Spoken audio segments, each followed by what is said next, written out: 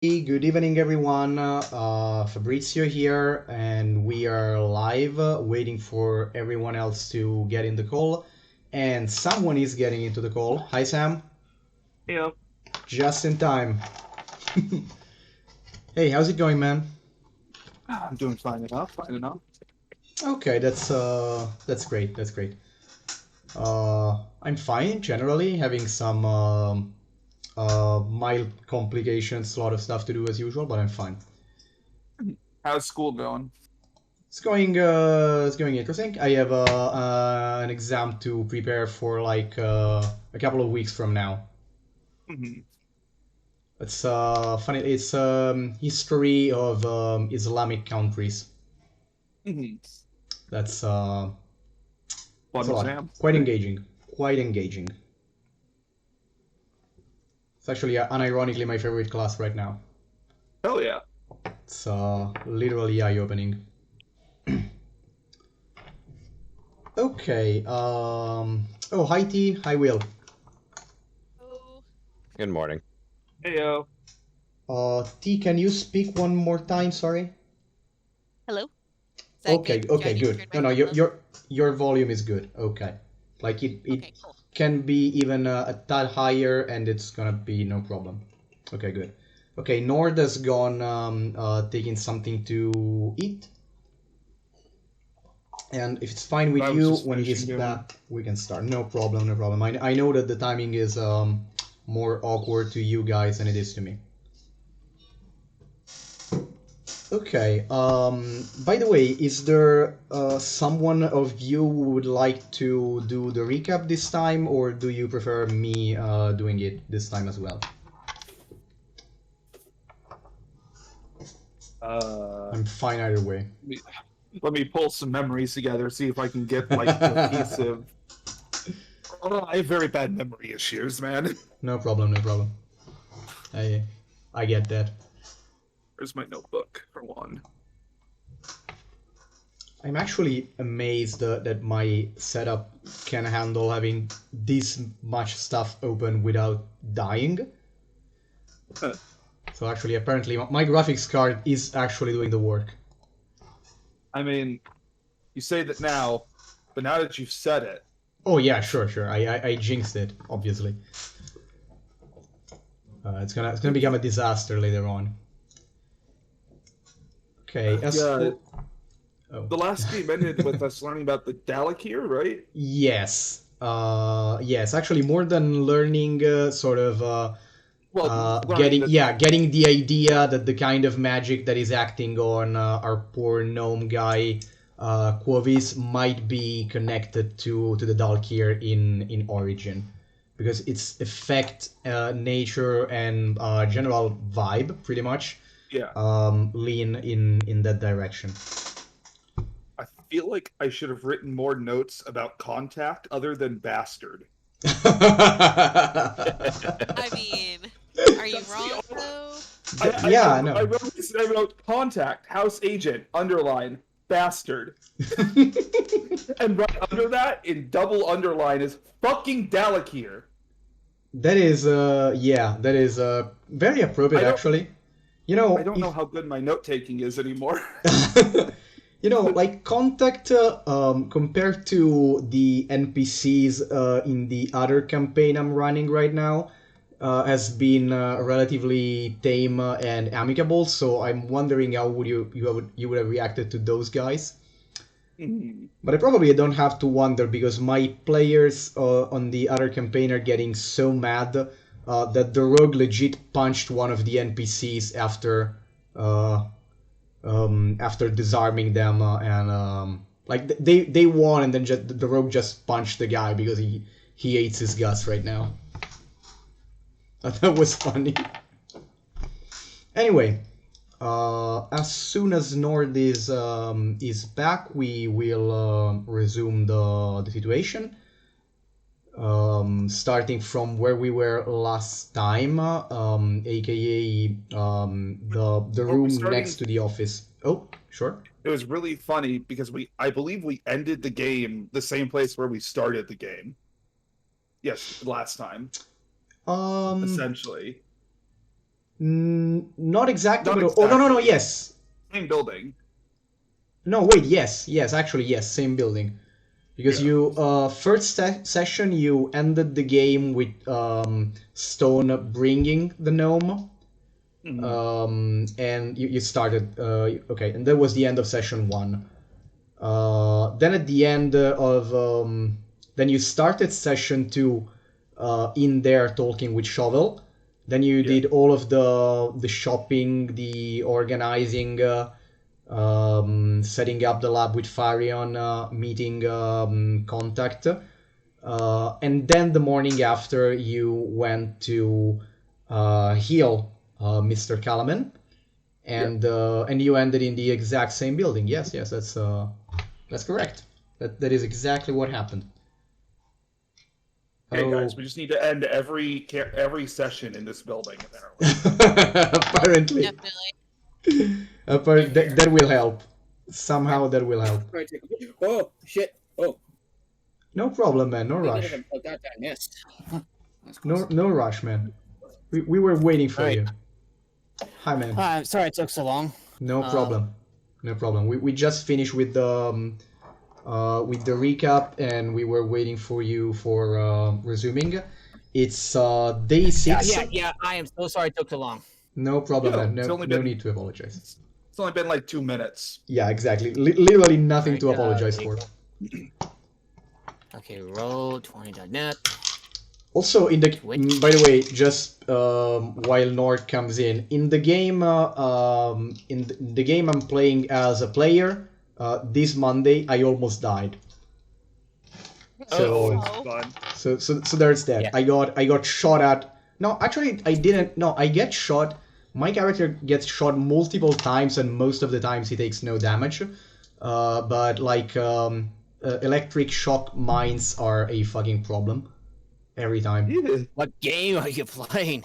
We're playing Savage Worlds, and the setting is based. Do you know the Infinity miniature skirmish game?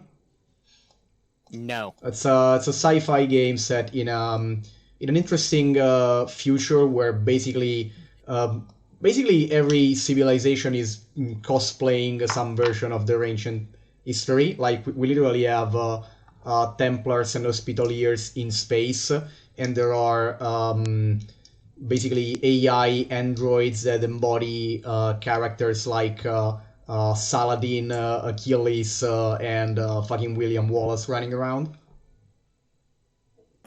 So, fun, interesting setting, very peculiar.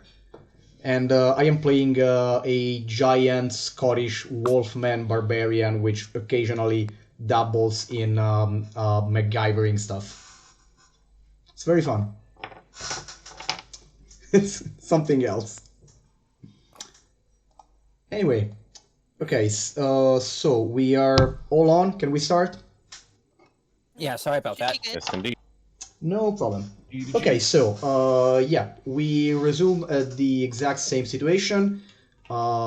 Besides the mayor's office, Quoris just told you about the voice, and everyone basically save a little bit for Henri, which for no wait yeah, save slightly for Henri, which would be just the less knowledgeable about the subject, not completely ignorant of it, but the notion of some kind of Dalkir or Dalkir originated in thing being involved has just emerged in all of your minds at once, basically.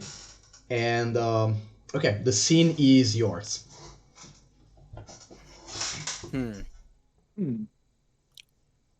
All right. Are we still at the mayor's office?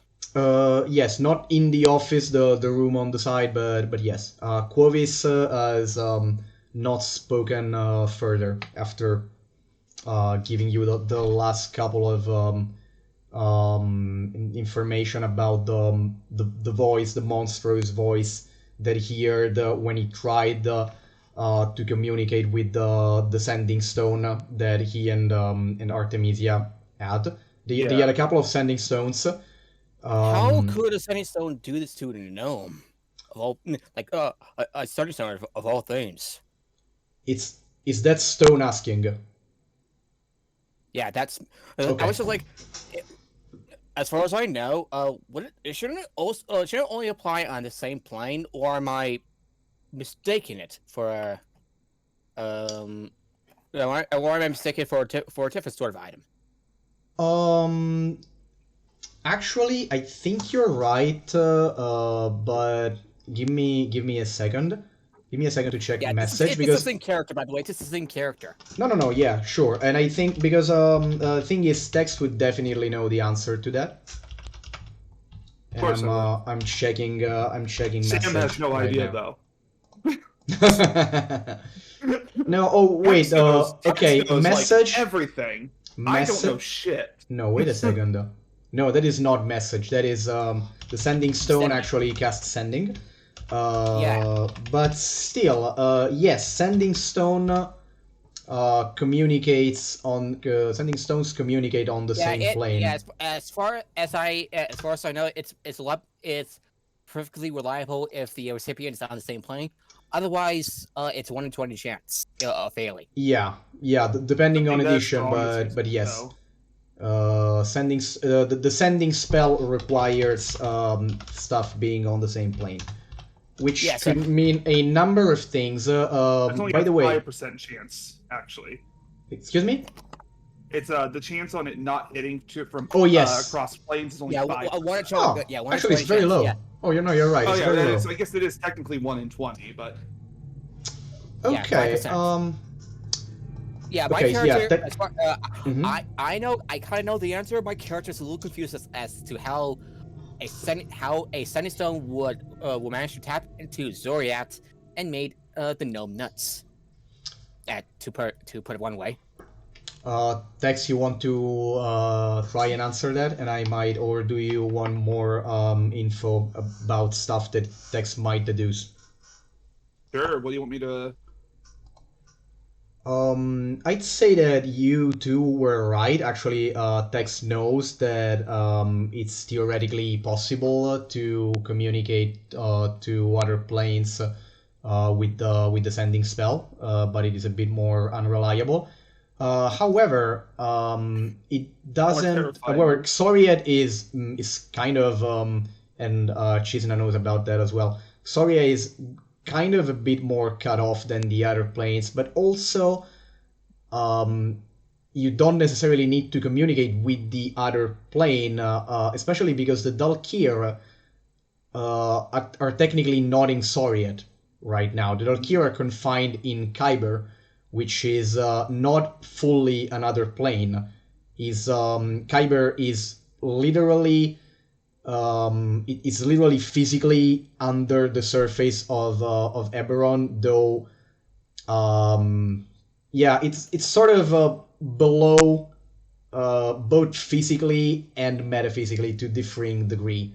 But technically, Kyber, which is where Dalkir are should be imprisoned, is on the material. Yeah.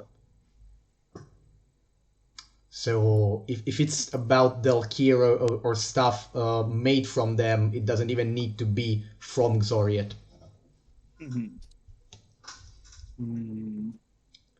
Which has implications about these ruins as well. Might.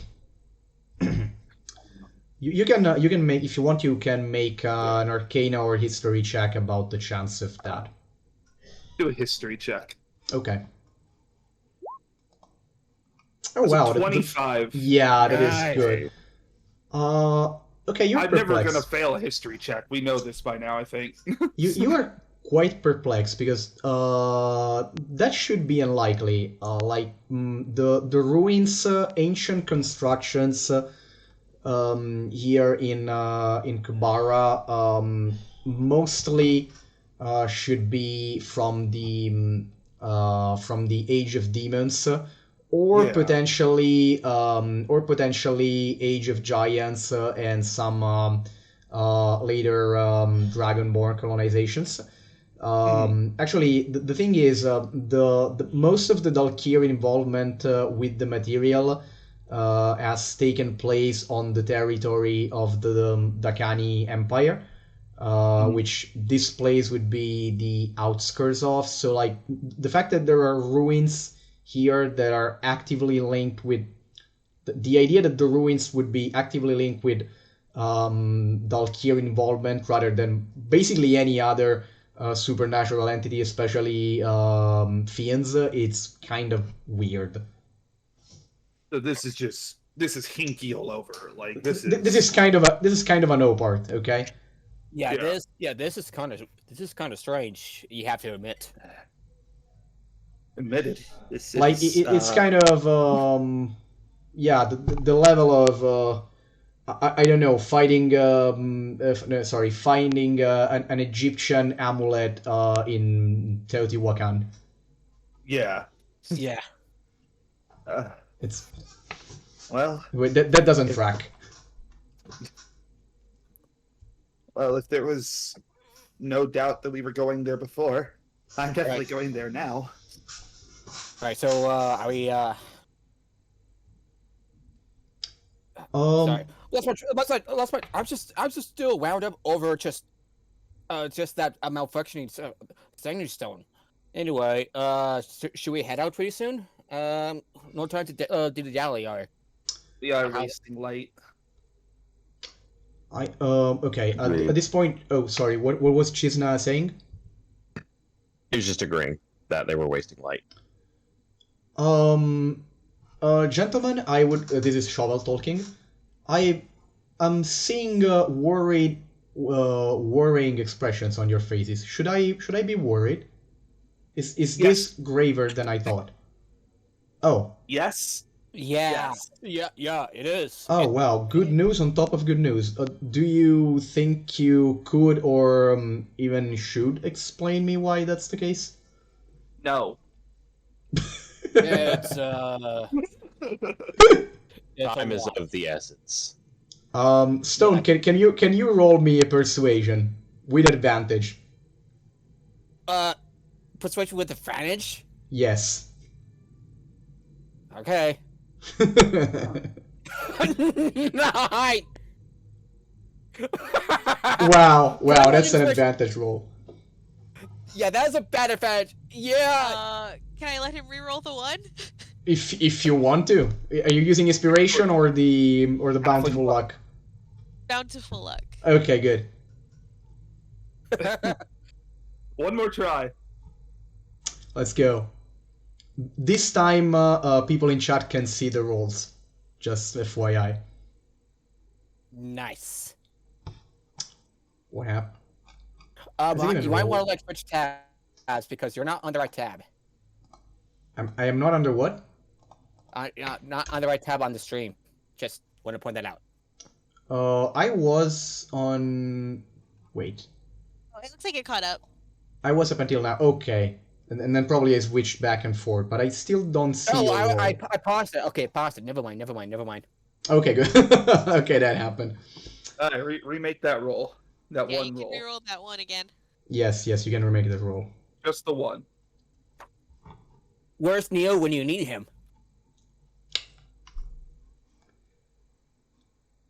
Are we doing that? Is the roll Nord, coming? You can use You my can bountiful luck reroll, to reroll your one. Yeah, exactly. I- You have been gifted some bountiful luck literally by your halfling companion, and you can reroll persuasion once. You can reroll the Alright, natural one. number one. Okay, so just a number roll. Yes, Yeah.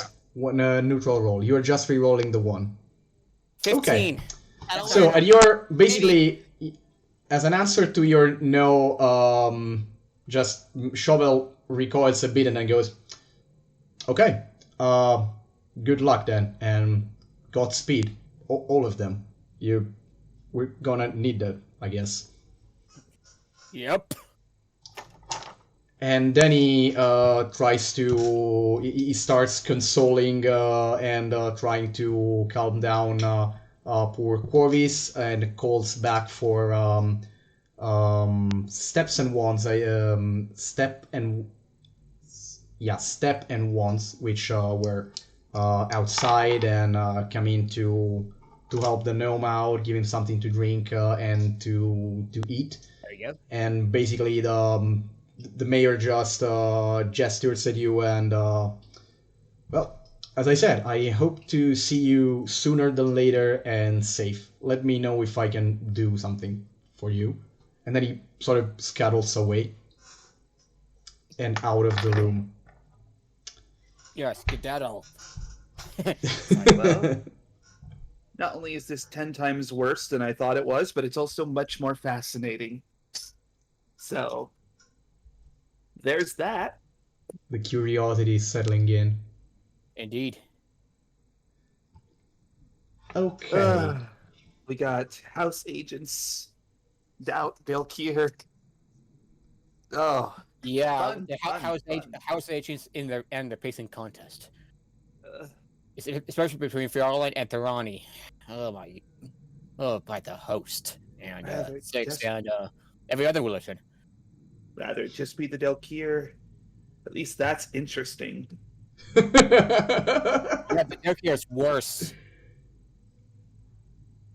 And then we used to have to deal with that little pissing contest that's getting that's messing up the town and getting away of our job. Yep.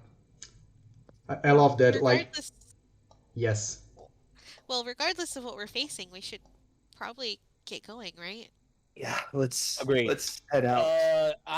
Okay, just to ask everyone, are you is everyone prepared? Like, have you got your supplies in order? Yeah, I think, yeah, you got that in order the night before. We did, yeah. Okay, shall we head out? Also, fine by me.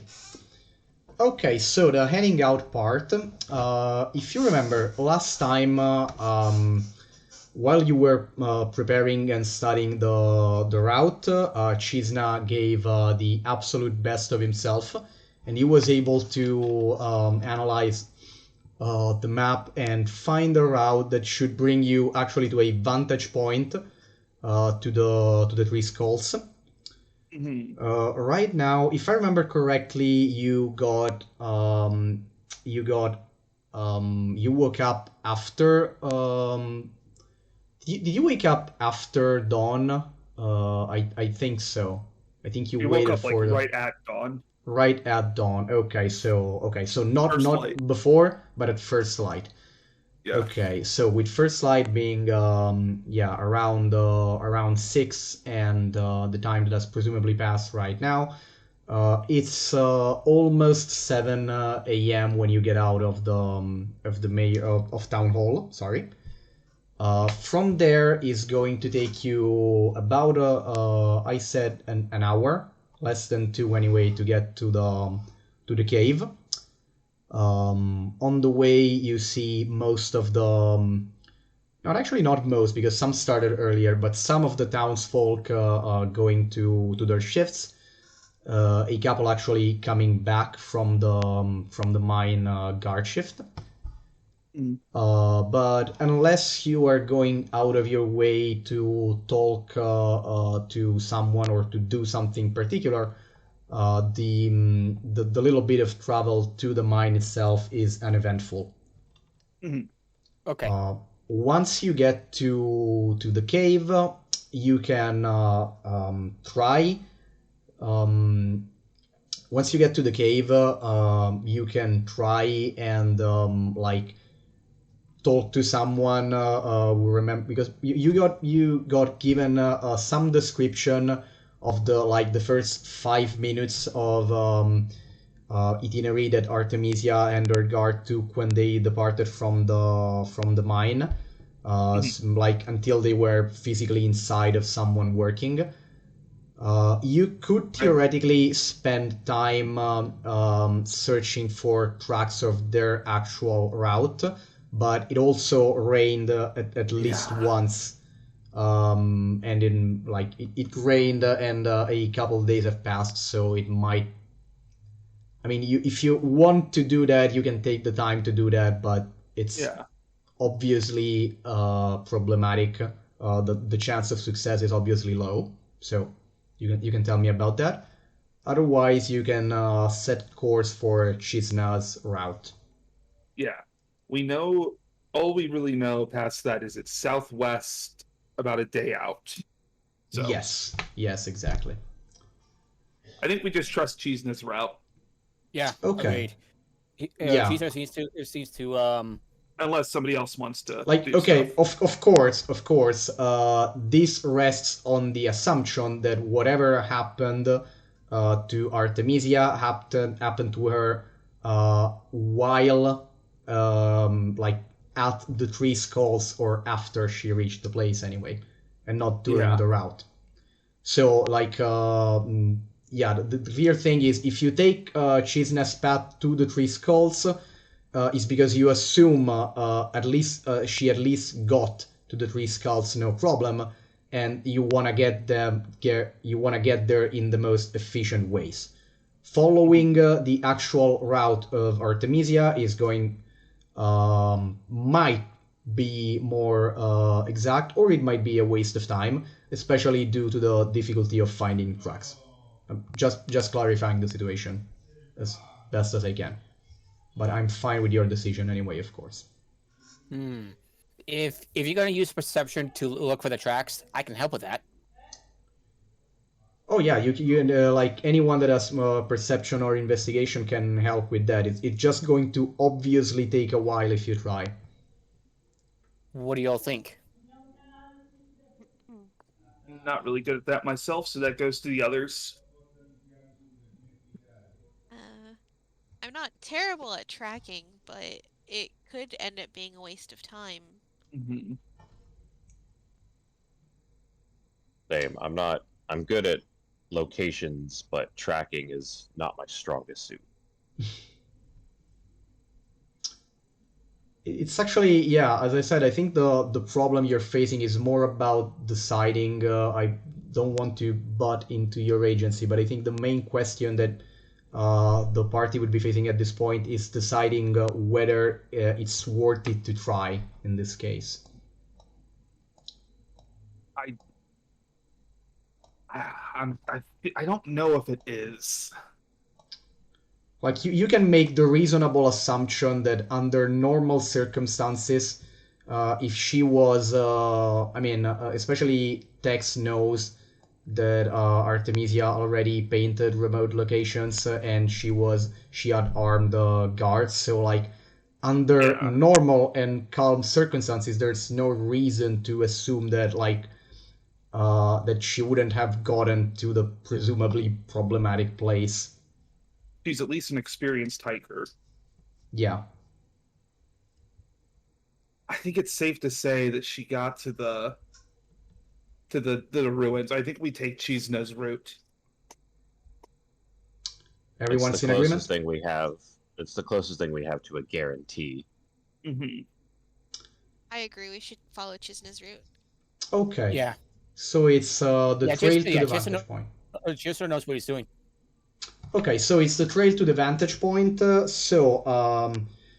Chisna and someone else, they can help each other if they want, but someone is gonna have to make the survival check to guide the group during the actual navigation. That would be just all right. It can be Chisna or it can be Henri assisted by Chisna with the map, and Yeah. presumably Tex as well. I don't know. Whoever has the best survival probably should do that. You have the best survival. I think Chisna does, right? I believe so. I have a 7 in it, so. I was going to say I'm proficient with survival. That's still only a +2. Yeah, I have a +2 as well. Oh wow. Okay, interesting. So Okay, whoever so it's would gonna be like to help, I will gladly roll with advantage. yes. There you go. I mean, Yeah. narratively, you only need one person, but everyone can narratively intervene, of course. Oh my gosh. Okay. Finding the Three Skulls. That looks fine.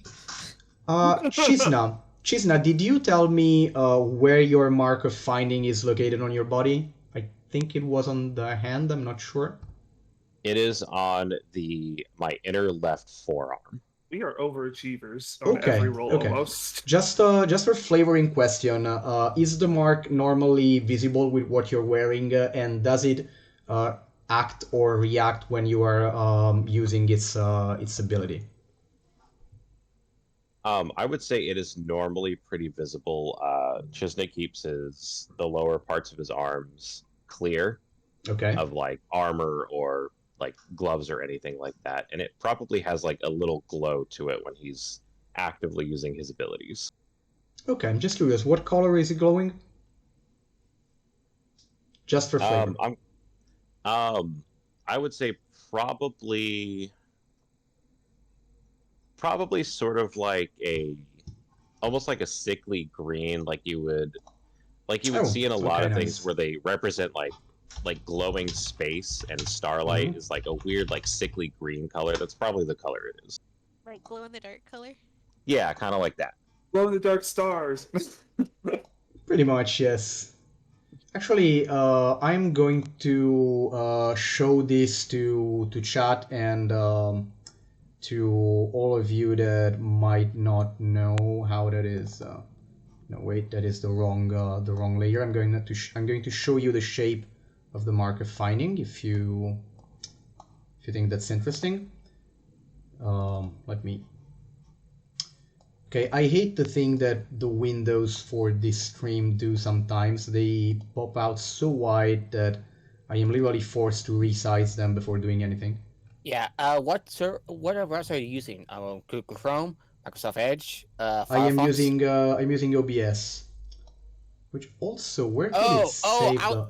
oh, right. That was the wrong question. Oh, there it is. Oh, how did I save it? Okay, I saved it as finding. That's why I wasn't. Oh, oh, that's that's annoying. Can it save this version? Please tell me it can. I really hate the WebP format, honestly. Yeah. Really massively annoying. Maybe it leaves me. Maybe. Oh, okay. Maybe it just lets me do this. Yes, thank you very much. There we go.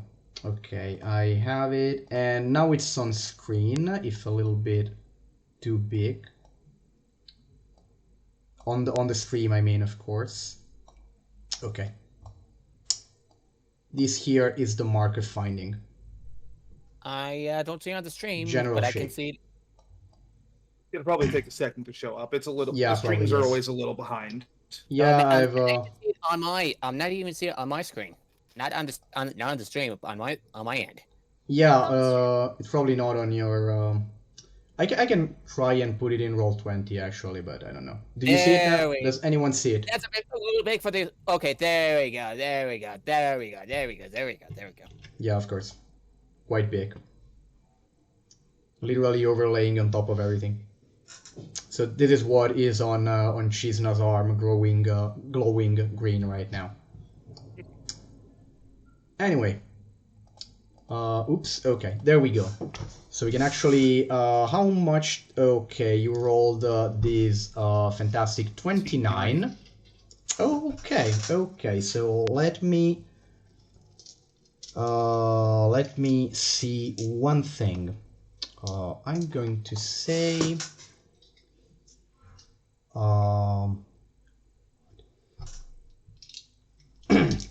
okay, Chizna, tell me odd or even. Odd. Okay. Okay. Good. So, you guys are able to trace a very effective route. Do not get lost in the forest. Basically, not get stuck in the mud. At one point, for your information, you were able to spot quite in advance a tree that is hosting the aforementioned in the previous session, the previously mentioned hive of carnivorous bees, the ones that I have described as big black bees which make reddish red honey, which is the one you actually tried because Tex and Henri were able to buy a teeny tiny bit of it at a very high price yesterday evening. That's quite delicious, but the bees are quite dangerous.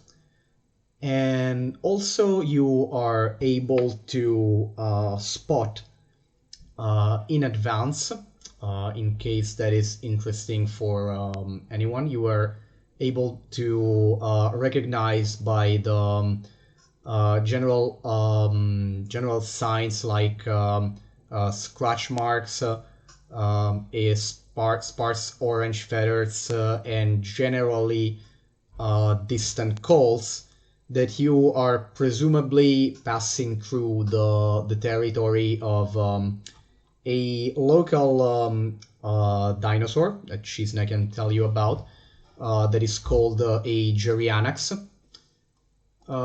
It's basically sorry, I'm blanking on words today. Give me a second. Give me a second. It'll come back to me. Oh, okay. That is better. Okay, it's basically a sort of big cross, big feathered cross between a giant pheasant, a small allosaur, and I don't know if you know what a Cory bustard is. It's a quite heavy bird that has two resounding throat sacs that it used for courtship and mating. Anyway, it's a large-sized creature, large-sized, mostly solitary, omnivorous theropod dinosaurs, which is known, which I mean, oh, it actually, Chizna can make me a nature check for that.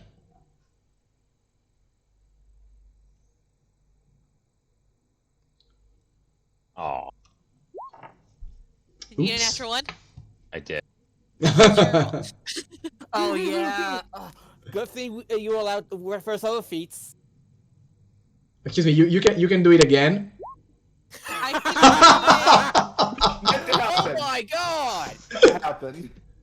I can use it about any reaction. I just can't use it until the end of my next turn. Oh my gosh, okay. Technically, So, because you can try it again. Okay. Meant to happen. So you know, okay, so you know you are presumably in Gerianax territory at this point. You are completely blanking out on everything but what they look like. Also, how quick and or how stealthy were you guys trying to go?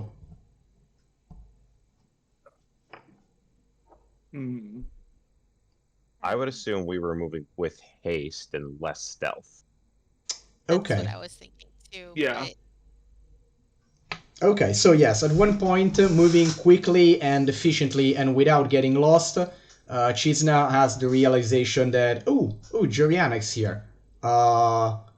I don't remember any of that because besides the fact that they look like a big fanged sporting chickens. And there's definitely at least one adult male around here. Okay, up to you.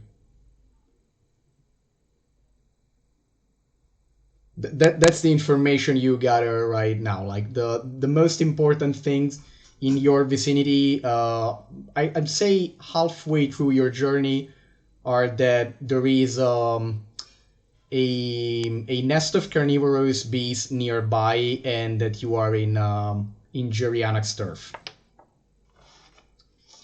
And that's it for now. That's the situation. Yeah.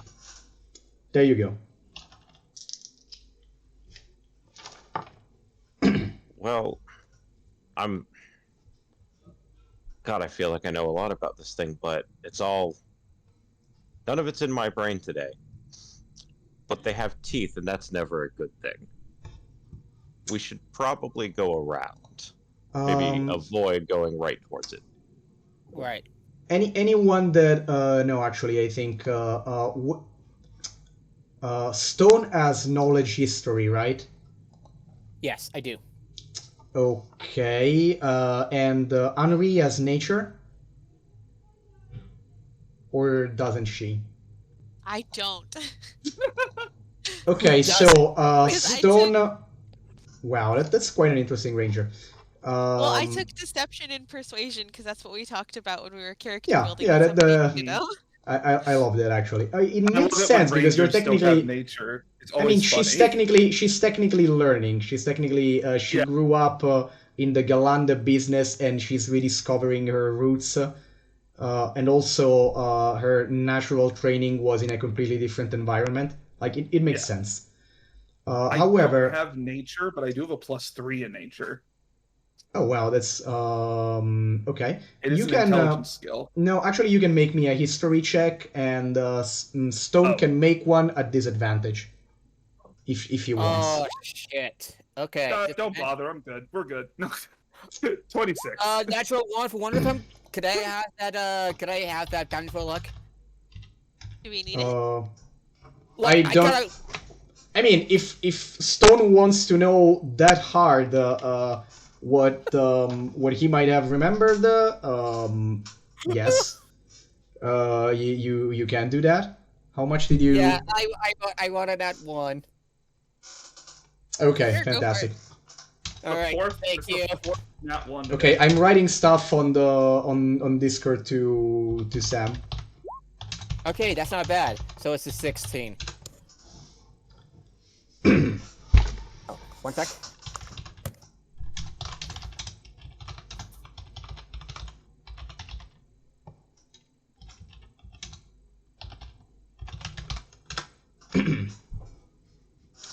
Okay, so what do you know? Stone writing to you as well. Right back. Yeah, I had to close the door. Okay.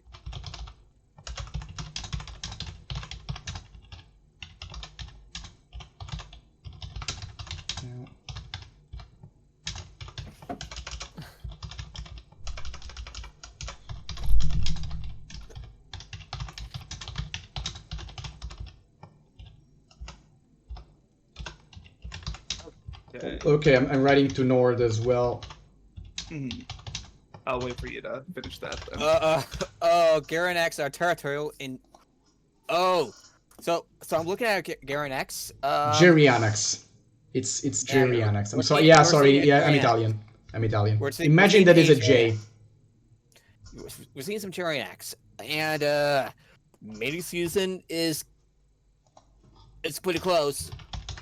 And by the way, I've heard that the feathers seem to be rather valuable and prized if you want to take the feathers.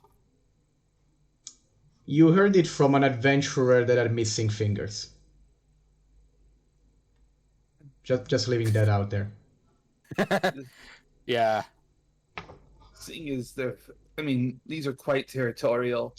I mean, even their name means old tyrant. I think it's best that we avoid them at all costs. Okay. Give me a second. And then, oh well. What is Velox's passive perception? Velox. Give me a second. Yes. 13. Okay. Does your raptor Good for have now. like scent or stuff like that? Probably He does better not. sight than scent. Okay. In I mean, it's likely to be a sight-based creature. Okay, so yeah, that's the situation. Territorial thing, large size. Name seems to mean old tyrant in Draconic. Some people hunt them, but can come at a price. Scary chicken. Yeah, exactly. Scary, fanged orange chicken. There's probably one nearby, presumably a male, according to Shizna. Hmm. Which is even worse. Yep. Okay, what's your plan of action going forward? Oh, yeah, of course. Male territories are quite large. They Well, are my the kind of char- species that overlap female territory usually. yeah, will my character know how tough they are? Not you never faced one, but the check before you um I mean, you know they are potentially dangerous. Like generally, at least at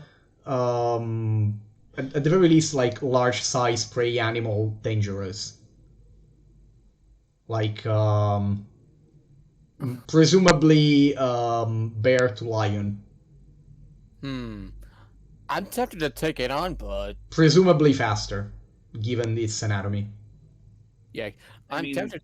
Yeah, I'm tempted to take it on, but do we have the.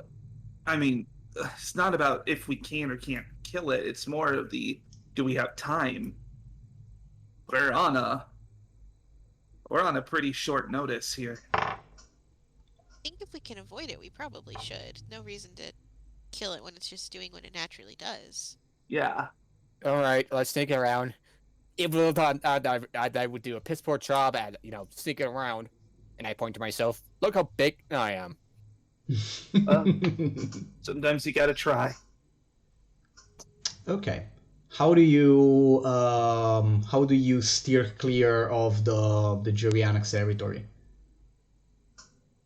Do we wanna plot around, or do we just want to try to sneak through with a group stealth? I think we should sneak around, not through. If unless since we're short on time.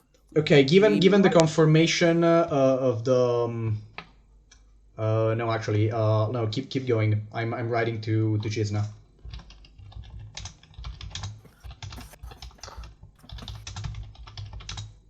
Round would probably be the smartest. Show that we're, even if it does spot us, if it sees that we're leaving its territory, it might just sort of leave us alone. Yeah. Hopefully. That is a nice consideration. That is Yeah. a very good consideration, Yeah. especially because like yeah, if you're going away and obviously so, it might take that as a victory.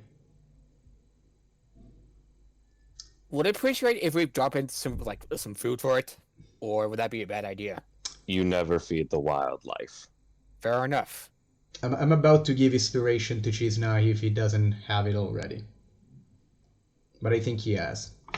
I think I still have. Yeah, I think the same. Yeah, do- that is very wise, Yeah. especially I- because there is a chance that he comes after for more, given Jorianak's general character. It's all coming back to Shizna now. I pull up my warp direction. I'm going to find out which direction we're heading. Like I the will moment. know. Go on. I'm sorry. Oh no. I pull my. Okay, sorry. Yeah, Nord. Then text. Then I'll note something. Okay, so I look at my orb direction to see which direction we're going. Mm-hmm. You are All right, which way? you are on the correct general route southwest. You would need to take a slight deviation. I think a little bit more a little bit more to the west to get out of what Chizna presumes to be the logical range for the bird. I point this out to the rest of the group. Okay. Also, I'll- okay, now Tex. I'll also just note that if we do happen to run into the creature, though it will cost me some resource, but I do know the animal friendship spell. Hmm. That's a good idea. Oops, sorry. Only save conflict. I accidentally clicked the animal friendship spell, which I did not mean to do. If that happens, do you have a Beyond 20? Okay. Yeah. No problem. Also, what happens? What Chizna? Another thing that comes to Chizna is you do know that, for example, to some species of monkey, giving food is taken as a sign of submission, which might Yeah. not be advisable Yeah. if it applies to this thing as well. Like, some animals will take you, if they know you're giving them food, it will take you as a subordinate, and that it's not something you necessarily want to happen. Man, friendship lasts 24 hours? That's a long time. Oh yeah, that is a long time. That actually gave us plenty of time. Okay. Are we going to do a mine? Oh, so our destination is a mine, right? Just as a recap. Your destination is? Got it. And that's where we will find our artist. Got it.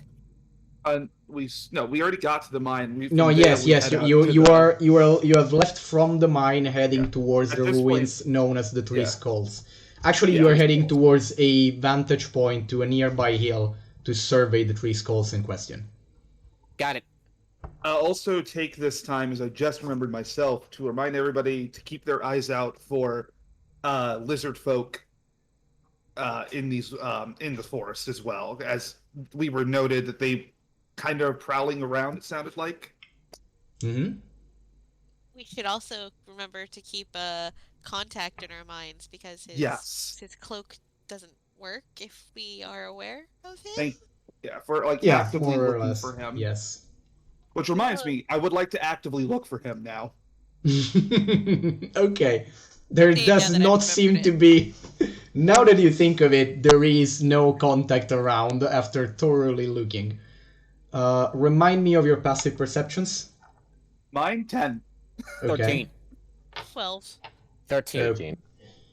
Okay. Okay. There is something. There is something walking in your direction, though, presumably. Like probably, I'd say 50 or more meters behind you, but it definitely just made noise. Mm-hmm. Like the typical Should we follow it? crack. I raise my fist up. Sorry? We should probably get moving. Who's there? I yell out. Okay. I don't think we. There's an echoing. There is an echoing there, here. And then Echoing what force. answers? The thing that answers from the tree is I'm sort of gonna ready my bow. deep, Just- sort of deep bird-like closed mouth noise, and Speaking the of Jerry. steps become faster. It's Jerry. Apparently, I say that you can roll initiative. Finally, come back on. I swear, though, I'm sorry if I shut this down with an animal friendship. 17. Hey, it's charmed by you. It's still gonna attack the rest of us. Oh wow, No, she's we can nice. stop. Okay, Apparently, this Chis thing is ready to is. fight. Chizna is ready to go. Oh my god. Instincts kick in. Kill those Okay. sirens. Just- What's the initiative for Velox as well? I was just gonna ask if you wanted him separately or just to go after me. Oh no. Wait. Actually, no. It's your technically mount, and it can be a controlled mount. Yeah. Say it goes in your initiative. And actually, since we're on that note, I think that rules on mounting are stupid as written. So Yes. while you mount, it's not that thing about the separate turns. Like, okay, Yeah. your Tabletop collective RPG. speed becomes the speed of the mount. That's it. Yeah, tabletop RPGs and mounted combat just don't get along. Pathfinder 2E's got some good mounted combat rules left. Oh, I'll need to Yes. check that. I have the books. I need to Let me check get out to that part. mounted combat in D&D 5e.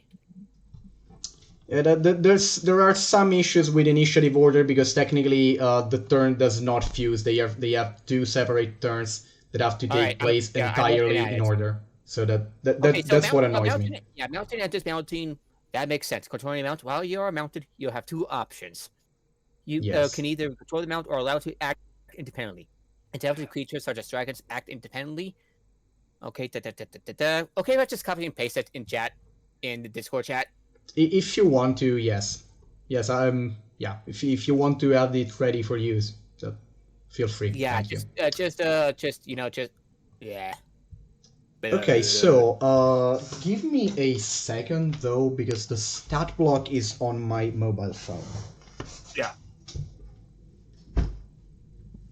Okay, so it looks like I go last, and we all have high initiatives. That's funny. that is quite funny, but also Jerry rolled a natural 20. Okay, so it should be Chisna, then Jerry, then Henri, then Stone, then me. Depending on how much dexterity the guy has. I was going to say Jerry could have more dex than me though, so he could go. Oh, it rolled a nat 20, so yeah. That is likely, yes. Nat 20, not a 20.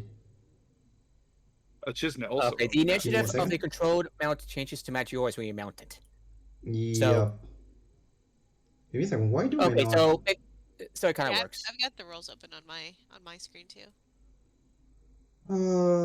Okay, that is the reason why. Okay, that is super annoying. Give me a second. I need to get the book out. There we go. Apparently, notes just disappear around this place. Okay. Beast intelligence. Know that feeling. There we go. Okay, yes. So it is the jury annex. Which... Okay. Give me one last second and I'll be there. Oh, first combat.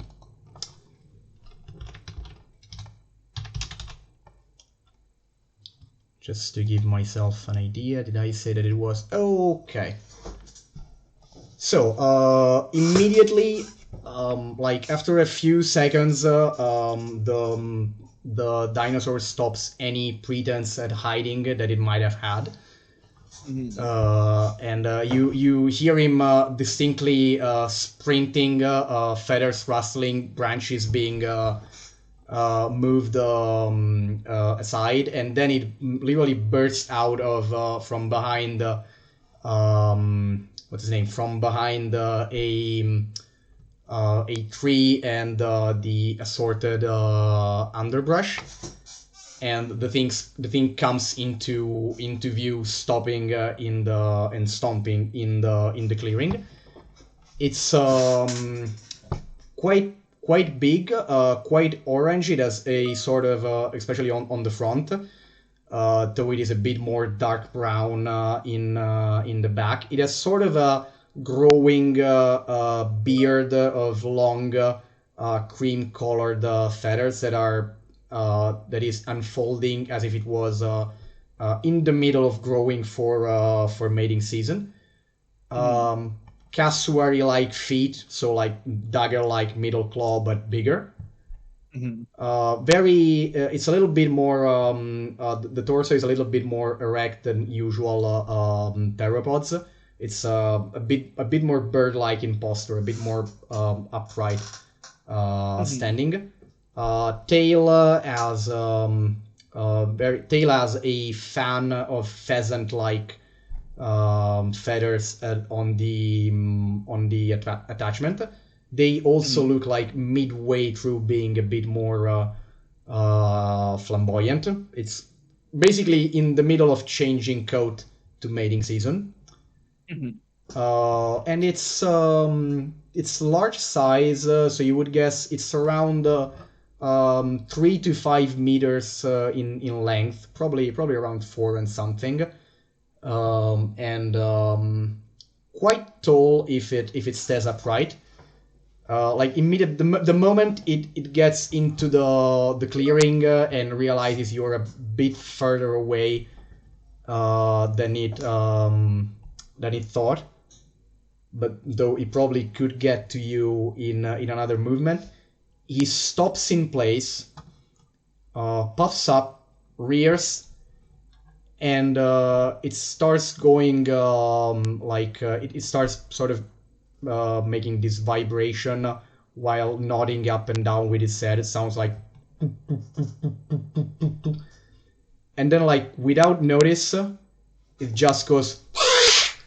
It, like wings open, stomps on the ground, and opens, bears open his fangs, while the throat sucks beat. So there's like sort of a burst of air along with the hissing. And Velox has to make a wisdom saving throw. Uh-oh. Alrighty.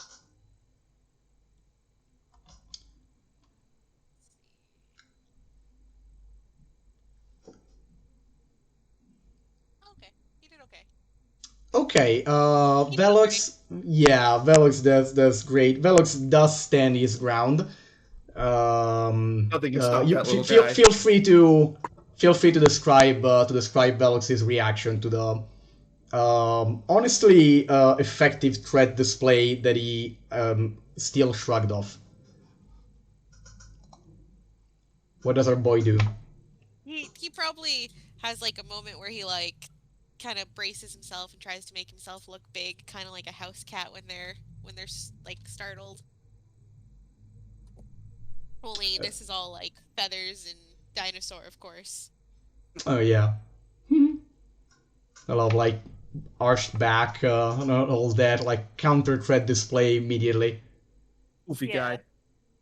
The Julianax seems to react to that by rapidly and angrily stomping on the ground, like if it was tip-tapping in frustration. Chisna. Yes. There you go. Are we doing Theater of the Mind, or are we doing Yeah, we're doing Theater of the Mind. Got it. In this, I mean, I can. Okay, no. If you want, I can put you on the map. I just need a token real quick. Sorry. I just realized that I've started the encounter and then sort of forgot I actually had the map. I've definitely done that before too. Yeah, we've all been Oh, there. you can control your tokens. So you can. Okay, let's like I'll put stone here just as reference. So stay in this part of the map, and then you can put yourself. You can choose your disposition. I'm going to give you. I'm going to also try and find a token for. I'm using this token for the Gerianax. Actually, Just so we're on the same page here, do we want me to go for the animal friendship, or should I just start blasting? Anyway, I started blasting. Bam, bam, I mean, bam, normally, I don't know if you've got time to talk about that to this. You know what? I'll make the token More of bigger an so above the table, just so I know where everybody, Yeah. what everybody's. I'll make the where they token want- bigger, even if it's not there. And just for this once, until we find a better one, this random Swallow PNG that I have is going to work as our, if I get to put it on the map, it's probably gonna work as our Velox. If I can put it on the map, which is seeming unlikely. Oops. Yeah, I'm not seeing the battle map, so. Oh wait, I have to move you guys in. Yeah, Give me yeah, a freaking yeah. second. Yeah, I thought have it to was move the just me, player so tag I- in. No. Yes, that was that's on me. That's on me. That is the wrong map. It This happens. is the right map, presumably. Yes, this is the right map. Star Raptor. That's all right Oh my there. god! I didn't know you said you could put up gifts in row 20. That is amazing. I don't want to get close combated. Oh come on, Alright, where is? 1, 2, 3, 4. Okay, 1. It's 2, not 3, letting 4, me. 5. Yeah, there we go. Okay, how big is the creature? Because I want to like position myself so I can be close enough to the thing without having to dash. I hate It's it. I hate it like. Okay, give me a second. I'll put things on the map more properly. If I manage to find, oh, there we go. Can I? Are you allowing me to put the thing on the map? Thank you. There we go. Okay, this is gonna act as Velox for now. Oh shit! What's wrong with my Pokemon? Alright. I'm giving control of that to Henri. Yeah, if you catch find a them better all. PNG, we're gonna use that. Yeah. Anyway, gotta you catch them all. can move it. However, give me the ruler a second. How far am I from this? Okay, so yeah, the closest person. No, wait. Okay, so yeah, the thing is Gerianax is here. Oops. And closest person is probably gonna be around here. Sorry for moving Chisna. No. Yeah, one full movement basically. You can tell me the closest person does not have to be Chisna. I'm gonna guess that Stone's up front. You're gonna get where? I'm gonna guess that Stone was up front. But it came from behind us, and Oh, Stone would right, probably okay. be leading us I mean, through. given I mean, okay, look, given how the thing happened, at the very least you all turn to face it, so we can orient the map in that consideration. Mhm. You at least had time to turn to face it. That is that is a fine disposition to start. Mm-hmm. Let's see, how far is this thing from?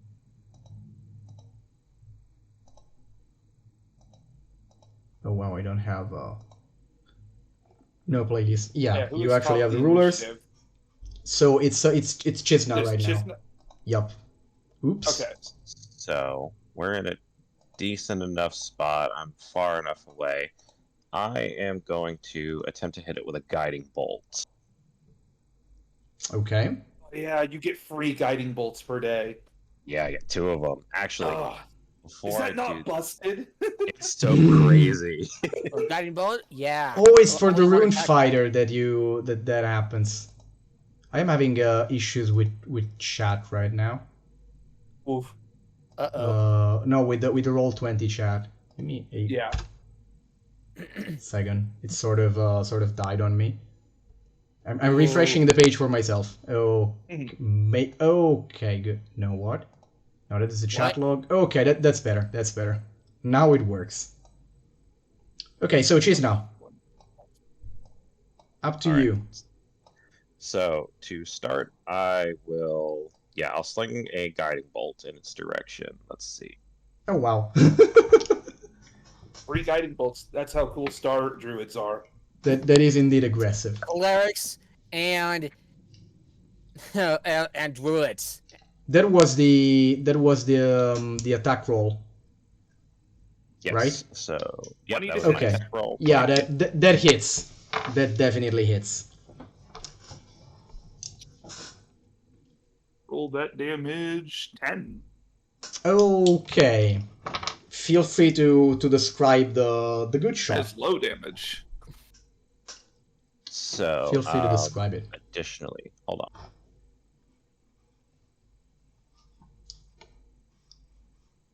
I'll need to. Oh, I can do this actually. Okay, and then whoever We're attacks not gonna next hear will have advantage on it. So Yes. Chisno will pull out his folding orrery, using it as his arcane focus, and he'll like place his hand like flat behind it, and almost as if it's coming out of the orrery in his hand, he'll fire just like a beam of what is essentially like space and ozone into this thing, and when it Oh, strikes, wow. it lets out like a little like starburst, and you just have like little twinkling stars around it, just Why? without the black backdrop. Oh, nice. Me like. Oh my god. Okay. Sorry, I was having gas while I was trying to put music under. Okay, I so want to he hear gets. the music. You'll be able to in a second. So he gets hit by the blast, interestingly, it doesn't physically seem to recoil backwards, and it sort of furiously braces it and beats his wings to resist, very much defiantly. Doesn't want to go anywhere and tries to furiously kicking against the ground to stay in place. But yeah, he takes the shot and is still marked by the guiding light that you cast onto him. Have you done with your turn?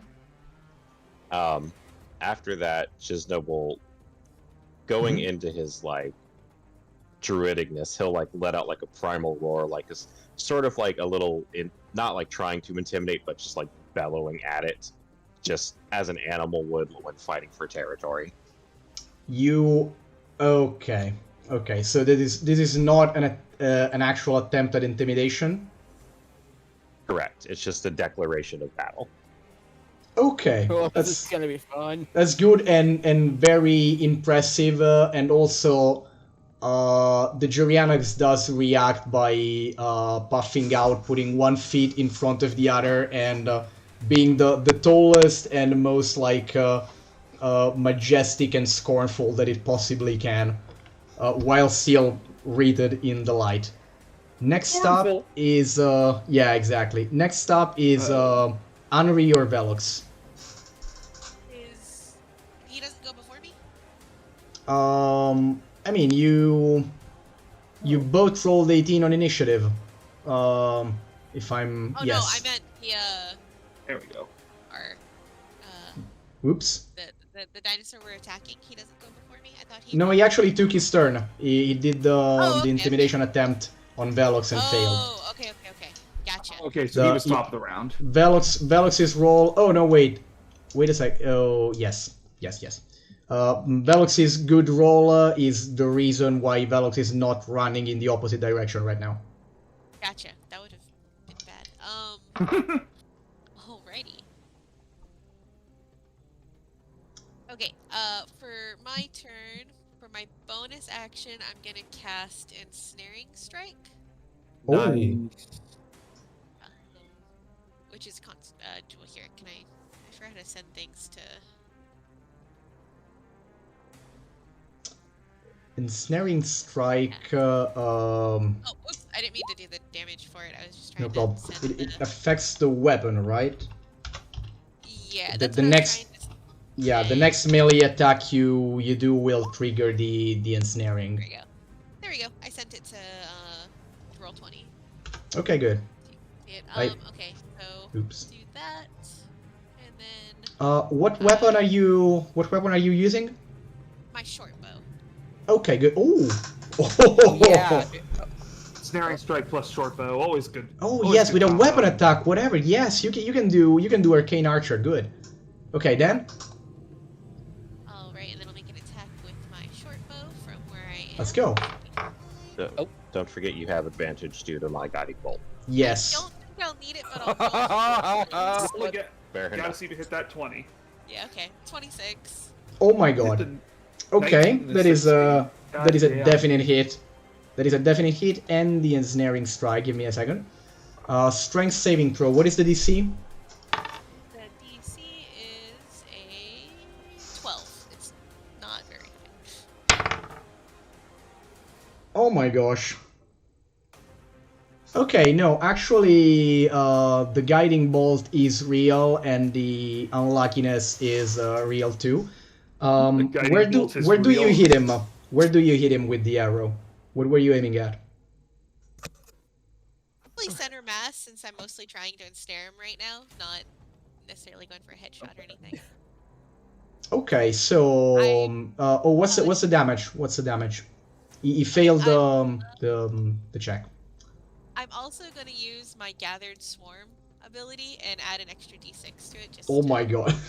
Hmm. So you shoot the Hey, you shoot the arrow, the vines, and 3 to 4 Dimorphodons, spiritual ones at the thing. so that's for I the love short bow. Okay, so that's the Sharpo. Then we have the ensnaring Just one for the strike. gathered swarm. Oh wait a second, it was large. It had advantage on the saving throw. Okay, Um, perfect. What was the Wait, DC? what? 12 or 13? It was That 12. was 12. 12. Oh, Okay, so it's not restrained, but it still takes all of the. As I said, all of the damage. Okay, so the arrow it's into the beard, probably slightly cushioned by the feathers, and it seems to break and ruffle a part of the feathery coat while it hits the flesh below. The Dimorphodon harass the Gerianax from all angles and bite and pull on its feathers, while the vines try to break. The vines try to pin it to the ground, but it just sort of with one leg, it grabs most of them and he like tugs with one leg, pushes with the other, and sort of reaps them from the leg that is not touching the ground, and slightly steps to the side, avoiding the riding vines, which would bring us to the next in. Oh, Velox can act as well, or you can move, of course. Well mounted, he can only dash, disengage, and dodge. So Is Yeah, it? Wait a second. You here's would the need. Were you already mounted throughout the? I assumed that I would. No, it makes sense. It makes sense. Okay. Yeah. Just okay. Next time, we'll need to specify that. Okay. Gotcha. So, Okay. okay. Are you guys moving or repositioning? Yeah, we'll move. Not too far. I don't want to get like out of the fight, but just Okay. like, Please maybe, move. like, Okay. 10 feet back-ish. I'm maybe assuming. not that much into the Okay. bush, maybe like here. I'm assuming Velox is Um, taking the dodge action. Yeah, for sure. Stone. Okay, good. All It right. is stone time. Bonus action. I am. So to start things off, I'm going to use my bonus action to use Giant's Might.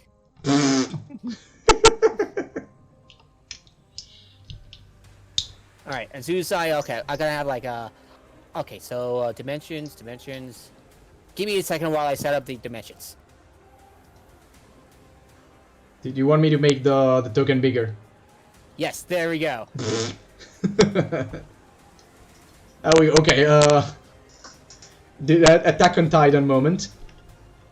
Yeah, I'm going to like charge in and punch that bird. Okay, let's go. Punch the bird. Awesome. Okay, how is it That's gonna? a 12. Okay, give me a second. Give me a second. Okay, so you go in, punch with all your might. That was the saving throw. Okay, so this would be this turn's reaction. Punch with all your might, and well, how are you punching? Just you were I leap up and taller than he at this point. I leap up and I like a slam with both my fists. Okay, so you leap up and slam down with both fists. Yeah, like my both fists together. Okay, so while you were descending down, the Gerianax jumps back, and then flaps his wings to sort of jumps back, getting slightly over you, and then basically kicks down, pushing your fists closer to the ground, and basically parrying that one punch from above. Then lands and sort of like shows off it winks and looks at you like, ah, take that. This one attack has been outright parried. Do you still have things that you can do? I use my action, I use my bonus action, I use my movement, so no. Okay, Tex. Couple Feisty questions. bird. Couple questions. On my history check earlier, would I know if this thing had any certain weaknesses? Probably not, because that was more about general historical and folklore data. So it was not very specific. They basically like it was a story that basically talked about them as this sort of like giant fighting rooster with the temperament of one. Okay. Secondly, we're in a pretty covered like jungle forest, right? Yes. Would you say we're in dim light? It's relatively early in the morning, and there is enough sun, and this was a clearing, so not here. Okay. Good to know. Good to know. That might be the case in the afternoon, probably. Mm-hmm. Then Not yet, though.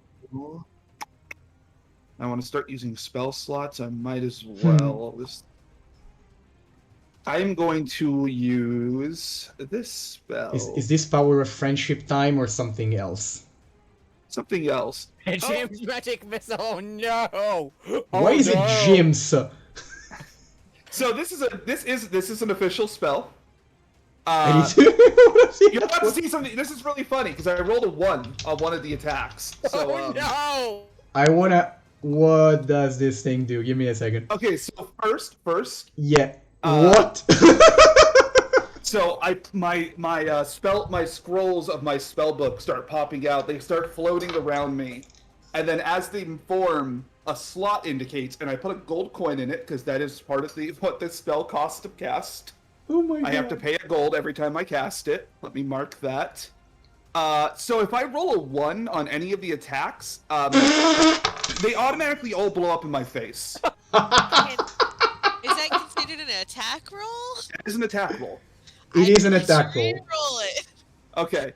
It costs my reaction, so I can only do this once per combat round. Good. It's only the first one. I get 3 of these, so let me roll the other 3 to make sure I don't blow up any others.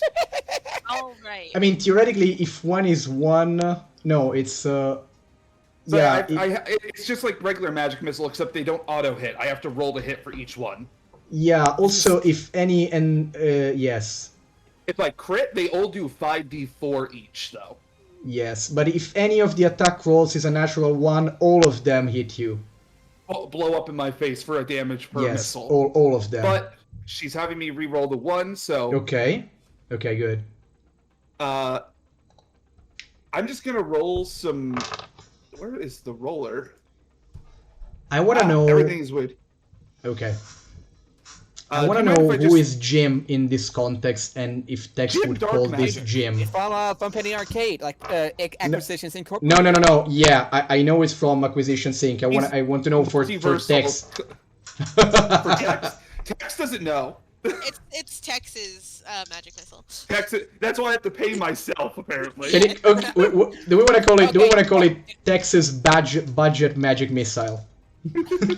Texas coin flip Budget. magic missile. This hits harder. Points go into your savings account. Why? It goes into my 401k. Yeah. K Why stands is the for dice Kyber. roller gone? What the hell? Where's the dice roller?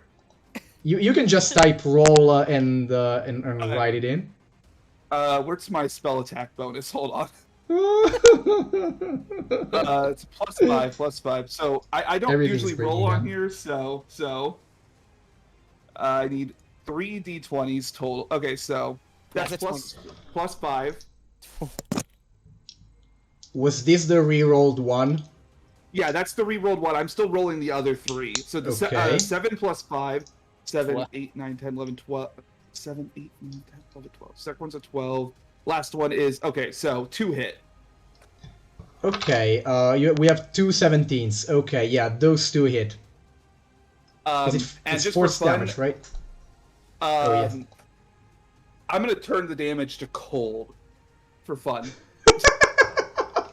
Cold chicken. And that's gonna be 4d4 damage total. Okay, roll all of them. Poor chicken. I'm gonna slap this in here while he rolls, but whenever I use my bountiful luck, just imagine that one of my little Dimetrodons goes and perches on your head for a little bit. Oh, I love that. buddy.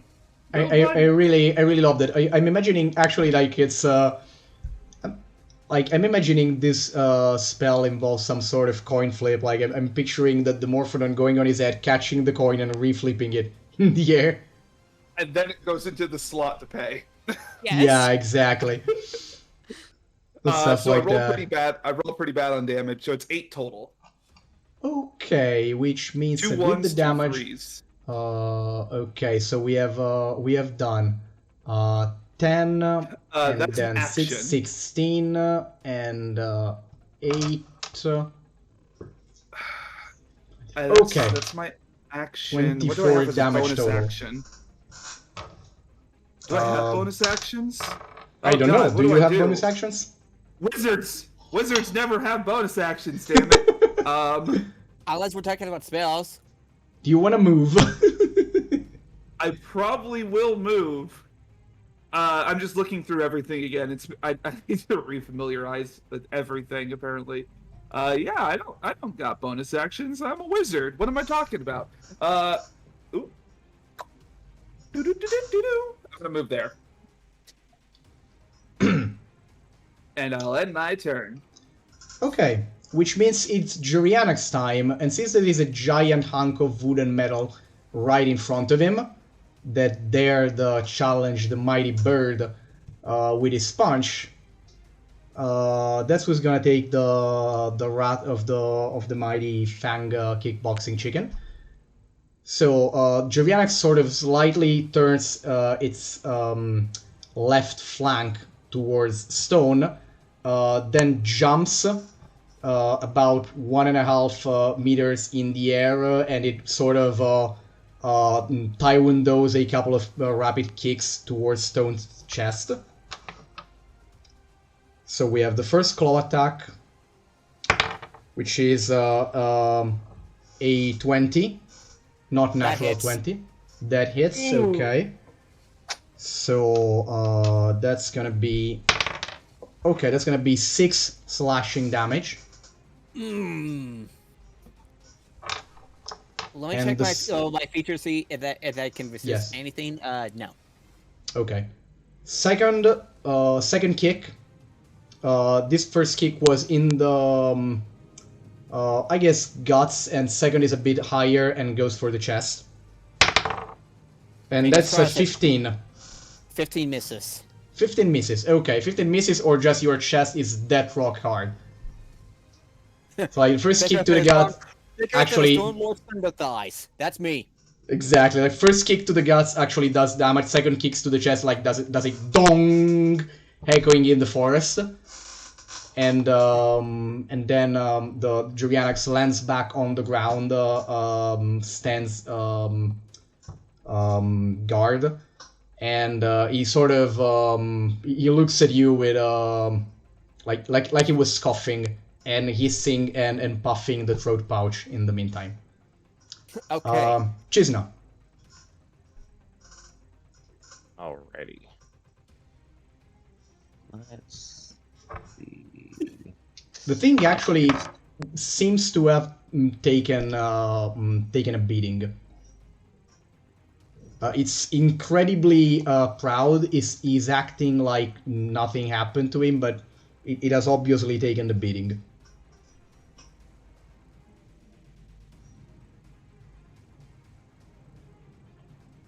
Well, I'll use my other free guiding bolt for the day to strike him again in the same manner as before.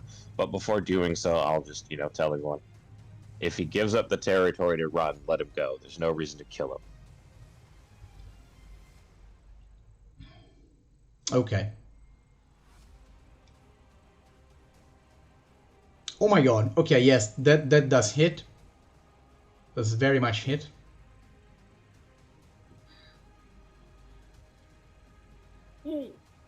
Oh. Okay, this is what I'm going to be doing on my turn. That is a strong shot. Basically, the new blast of ozone and basically star laser. What are you aiming at? I'm aiming at the probably center mass just to make sure that I get the strike in. Okay, so you hit straight, yeah, center of mass, though is ducking.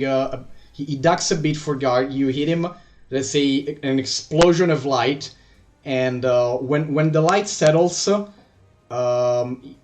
most you have burned and exploded away a good chunk of the feather beard, and he also has a moment in which he lands on his left leg and falters.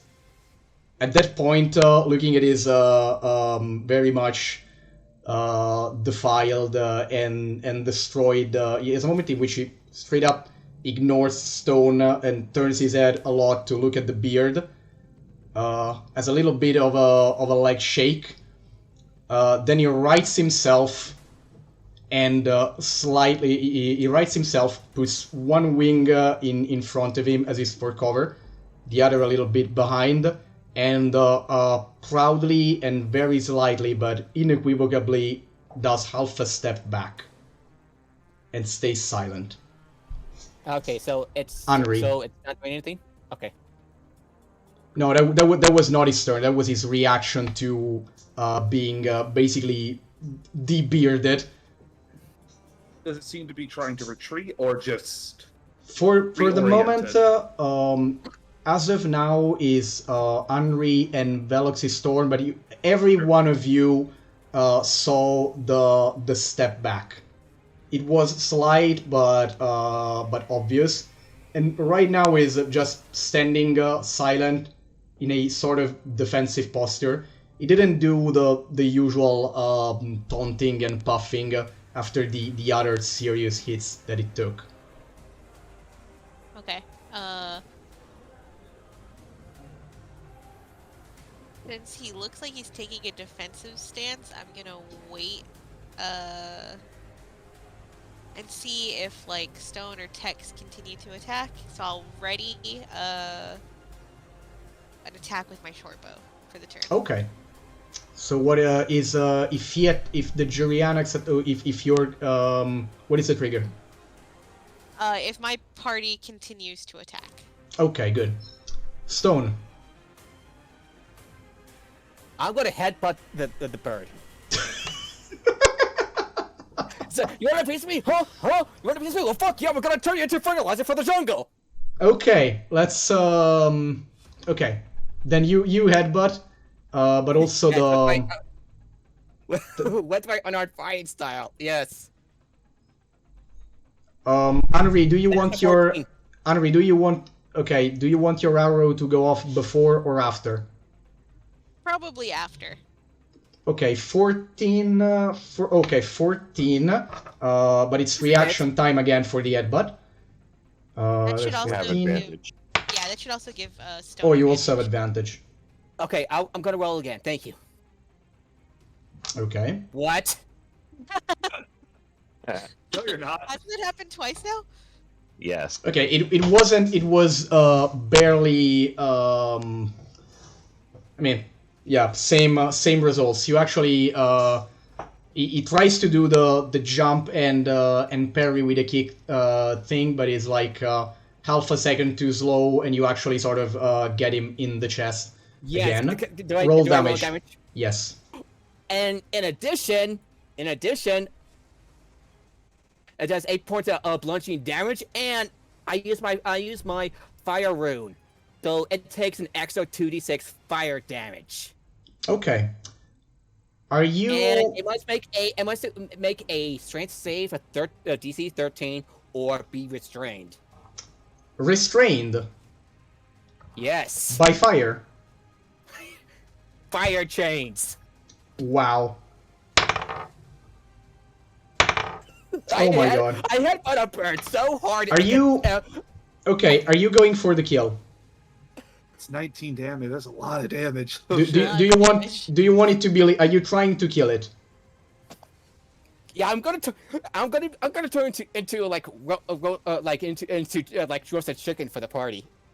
I Okay. guess, with the fire So chain. okay. So the intent is little. That's what I wanted to know. That's the headbutt, the flash, the chains, and you hear the unmistakable sound of like basically the chest caving in under your headbutt.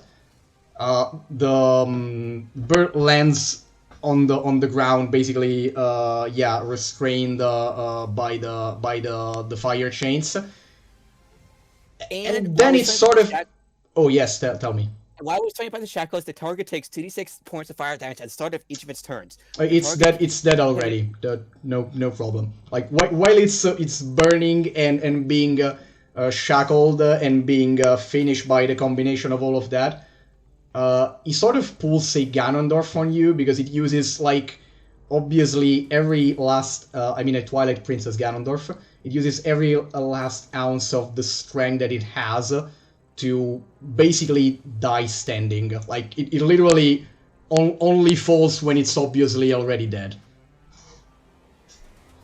I'm gonna stomp on it to make sure it stays.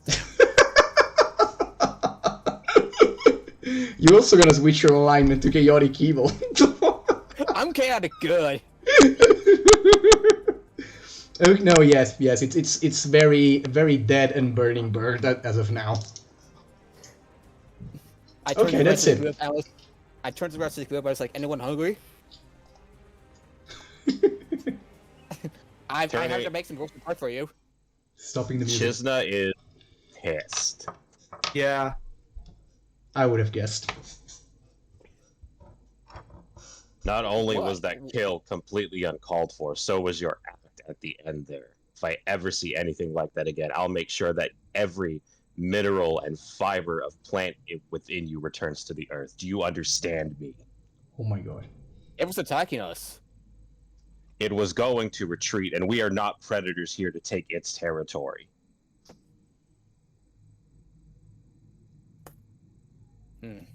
Wind underlining the tension here. Stone, are you still big? Just I'm so big. Last for a minute. okay. Does anyone else add anything in while the staring contest between Chizna and Stone is going on? Nope, just gonna let them do that. Yeah, this is their moment. This is Chizna and Stone's moment. Okay.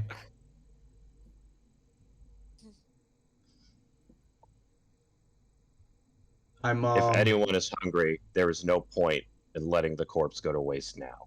Eat if you must. And Chizna will turn from the situation and sort of remove himself from it to not like out. He's staying within earshot of the group, but he's definitely, walking away and like visibly like trying to calm himself. Okay. Yeah, gotcha. That makes sense. Okay, Stone? Yeah? What's your next move? I'm going to are the chains removed? I don't know. Do they dispel when the target is dead? Let me check. I'm gonna assume They probably, yes. but yeah, okay. Yeah, Then they're gone.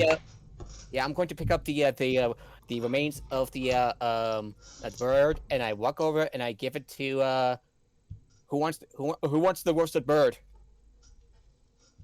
Just put it down. I put it down.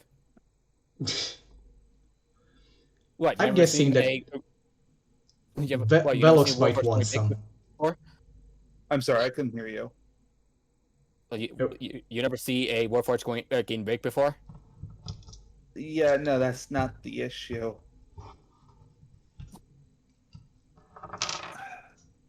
Oh.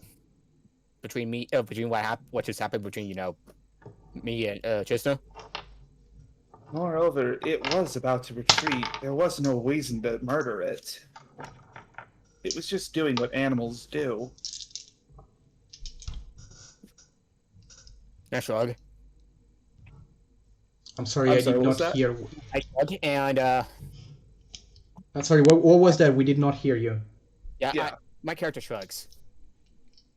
Oh, You have such disrespect for life? I kind of like how I look back and says, I was made for war. And was not war used to protect life, even if taking it? Well, I was protecting you, was I? You didn't need to protect us anymore, it was leaving. That's not protection, that's slaughter.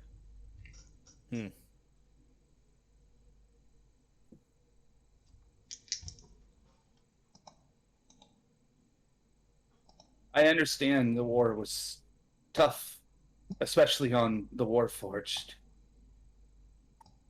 I understand it may have warped some thoughts of protection and living and dying. I don't think you are malicious, but it may be something to think about. You don't kill a retreating enemy. Especially one that doesn't even know why it's being attacked.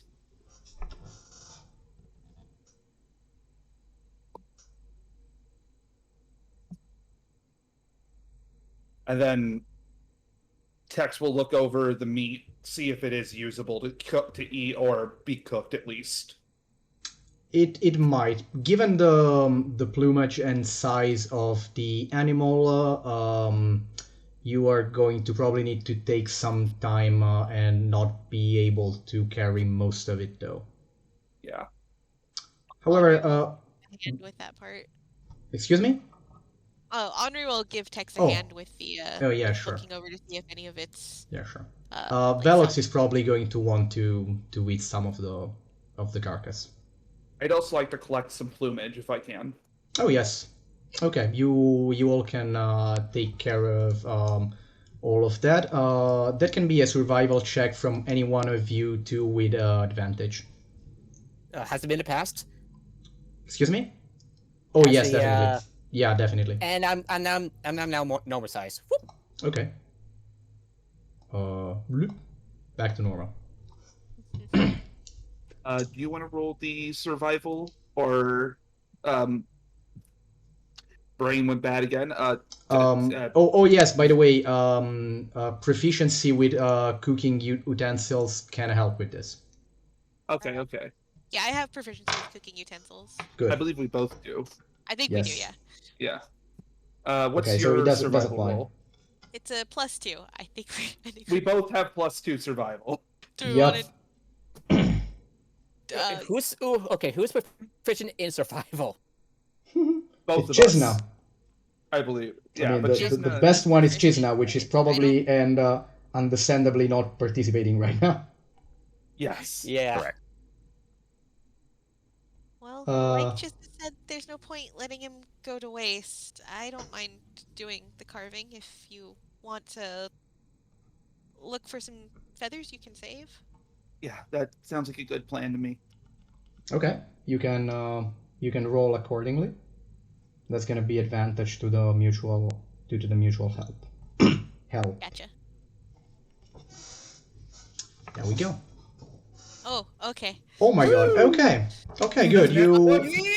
I guess I don't have to roll the second one. That's fine. You actually do a good job of saving some of the best cuts that Velox is not already sort of gorging himself over, and to take some of the most probably prized and or interesting plumage for scientific or financial purposes, whatever you decide to do with that. And also, like, yes, you probably managed to settle the carcass a little bit on the side of the road in a place in which will not create a lot of no, actually road is not the proper term, but on the side of the trail so it Path. does not lead a lot of it does not lead wild animals where someone might pass, including you.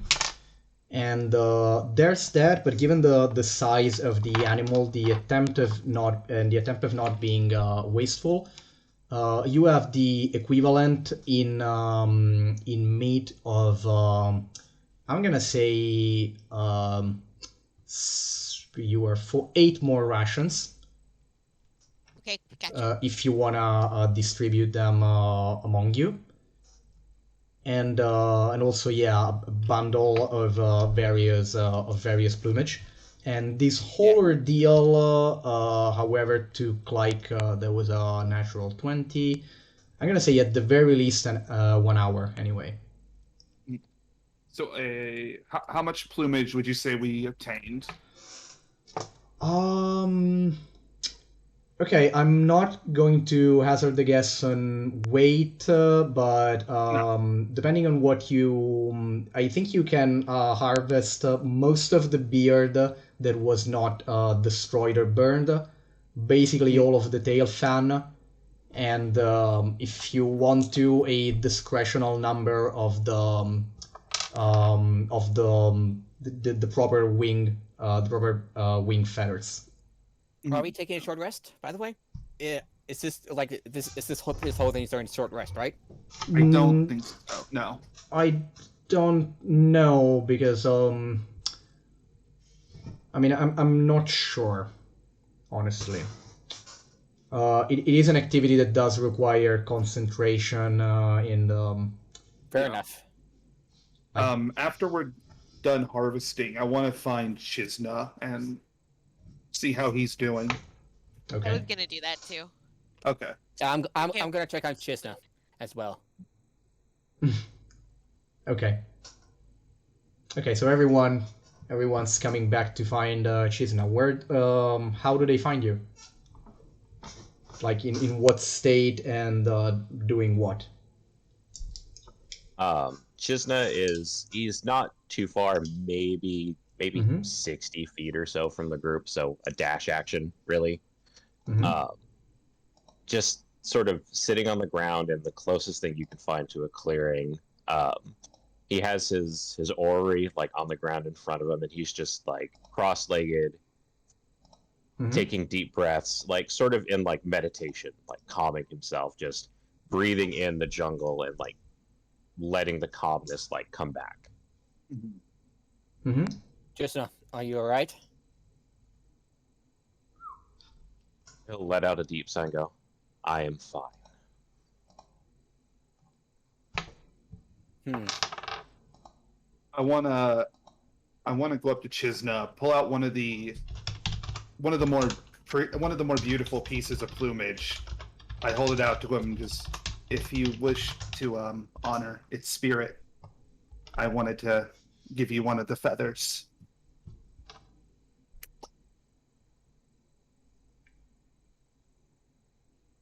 Isno will sort of he'll shake his head and decline the offer, but thank you, Tex, but I will honor the beast in my own way. Those feathers I do know have value. You should take it.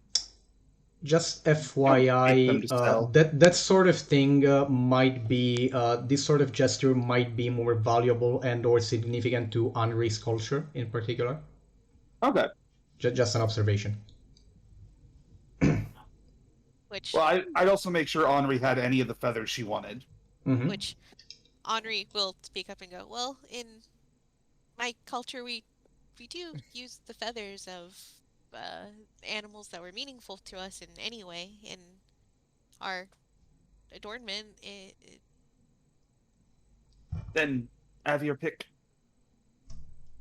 please. I plan to put these in exhibit.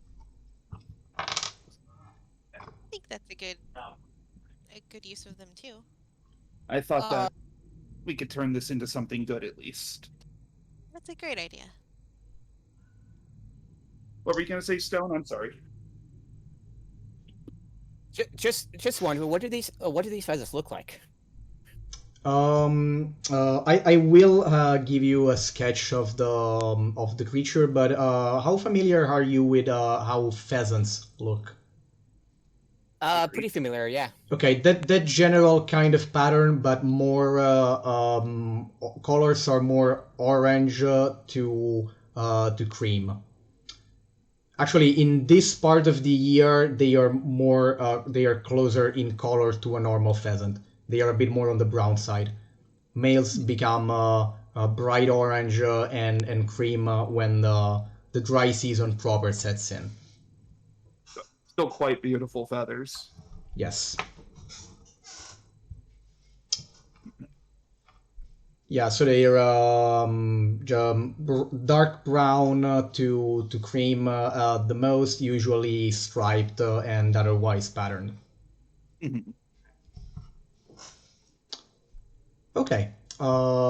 Besides, it starts to become obvious that you would probably need to move soon enough, regardless, because if you remember the aforementioned carnivorous beasts, they are clearly getting a whiff of the carcass.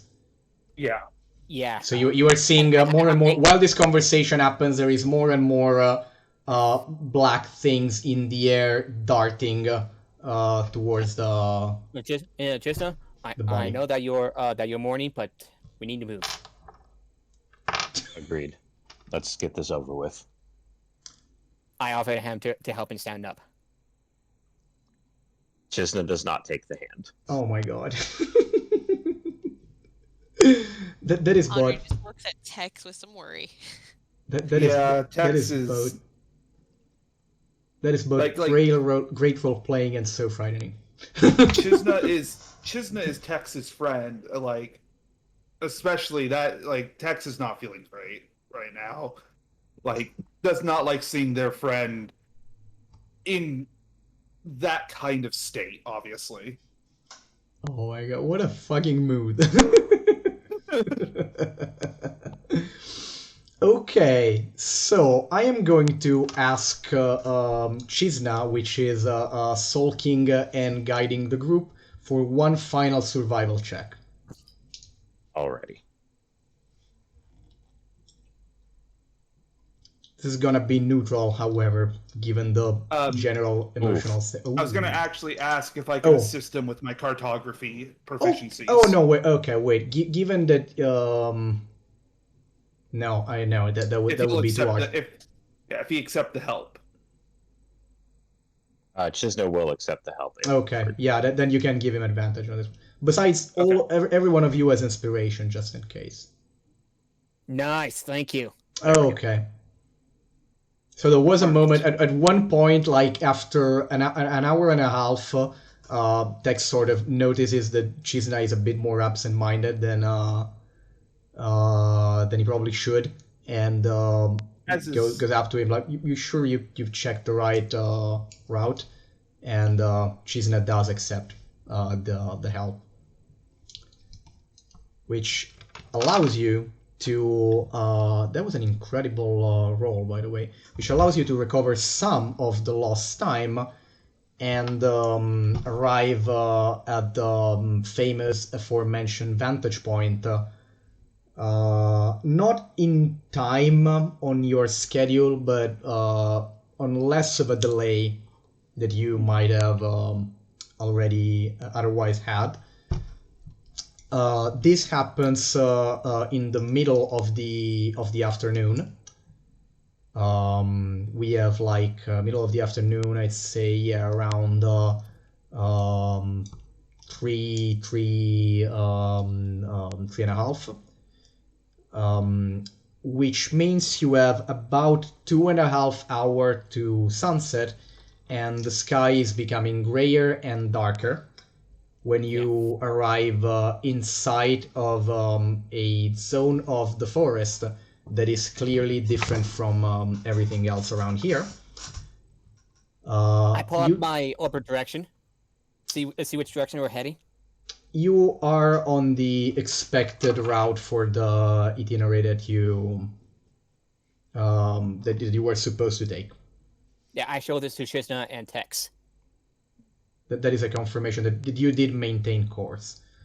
Also, the moment you get on the hill, besides the fact that you had seen the forest getting visibly more ominous and disturbing in the distance, slight but catchable, a How general thick is the jungle gloom, now? different colors. When you get on top of the hill, you see a slight depression in the terrain. The trees in a kind of wide zone at the center of the depression are slightly bent and contorted towards the interior of the depression itself. Okay, I'm going to examine the tree, to examine some of these trees, get out one of my hatches, and see if if one of the trees is to test that tree's durability. Oh, give me a That second. seems odd. Sorry, give me a second. That is something you see from the aforementioned vantage point. Like the road the route that you took does not take into the weird trees. It Oh, takes you from a place that allows you to see them from above before getting to them. Okay. okay. Okay. Let me. I'll finish describing the view and then I'll Yeah, let you do your sorry check. for No interrupting. problem. So trees, they seem to have a general movement and bend towards the interior of the depression. They seem to be a little contorted and sort of inward in their general branch disposition. A little bit more tinted, almost dark blue than there's a bit of dark blue in the usual greenery. Mm-hmm. And then you can clearly distinguish some structures of stone that pretty obviously used to be okay. That is not the exact site, but it gives you an idea of the atmosphere. Ooh. General jungle gloom and doom. There are some deformed pillars and broken arcs of stone that you can deduce were at one point made by humanoids of some or anyway some kind of sapient creature. And okay, give me one more second. And this is in the center of all of that, there is a clearing, which is which sports. You are not in the map right now. You are above what you're seeing on screen, above and far away. I'm just going to give. I just want to give you the gist of the confirmation. But basically, there is a part that is a bit more open, in which there is a larger concentration of ruins and traces of old paths, rubble columns, and one central structure that is like made of multiple arches, on top of which sit some big gargoyle-like decorations that are obviously shaped like reptilian skulls. We've entered these ruins, right? No, as I was saying, no, I showed you to give you an idea of the confirmation. You are on top of a hill that is overlooking the general area. The general area is a depression in the terrain, very slight but visible from outside. You probably wouldn't have noticed the depression if you were inside of it. There is a slight depression in which trees from the outside appear to be a different, darker, and more bluish color. And at the center of this depression, there is general rubble, broken columns, and a stone structure that on top of it has three reptilian skulls. Also, So those are the three around skulls. this clearing, there skulls. are. Oh, yes. So that's where the name comes from. Also, actually, around a bit more wider towards the sorry. This is the central structure and central clearing. but in a triangle formation around it on the edges of the depression, there are also three stone dome-like structures that could roughly resemble caved-in and broken skulls. You know, I guess, has every one of you played Breath of the Wild? Yeah, I The Bokoblin encampments, the giant skulls? Okay. Oh That, yeah. that kind of oh, stuff. Yeah. That kind of stuff. Like, the... in the middle, you have the central structure and the archway with the skull stones, but around there is a triangle formation of giant, loosely skull-shaped rocks. Mhm. Okay, that's the situation. You are on top of the hill. The sky is generally cloudier than before, and you can look around and have whatever observation of it. Okay, the scene is yours basically. So we're at the top of this hill, looking over the ruins. Exactly. Just to clarify. Okay. If you get down from the hill, it could take you like presumably less than 10 minutes to get within sight of the central structure. Oh, okay. Then Tex is booking it. Is what? What Tex, you're what now? Tex, without any really care right now, is seeing a ruins he has never visited or seen before. His excitement is taking over, and he is booking it straight towards the ruins. Okay, I so go it's after like, Tex. oh, the three skulls! An Wow! excited child. Yeah, I go after Tex. What do And, Henri... and I had to like tell Tex, get together. Okay. Oh, He is single-minded currently. how steep of a hill are we on? Is it doable to just walk down, or? Yes, I mean, he probably tumbles a bit, but does not risk falling unless unless he's literally eyes closed right now. No, he's definitely looking, but No, it's not that steep, but it's not walking down stably, if that's your question. All right. Henri will look at Chisholm and go, I guess we shouldn't lose sight of them. Oh my god, okay. No, Yeah, it would I had to definitely like be a go good idea after to follow. Tex. Wait. Shizna and and Henri, remind me of your passive perception again. 12. 13. Okay. Both of you notice that something obviously moved on top of the central structure. And maybe warn them of that. I'll Agreed. let you... Okay. Feel free to do that however you wish. In fact, Yes. so we know of the cloak on contact, correct? Yes.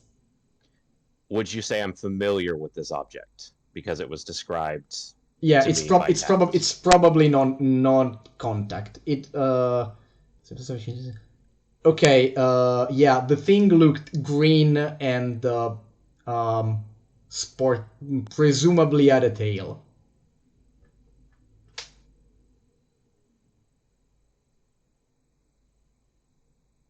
I cast locate object, What are you declaring contact's cloak.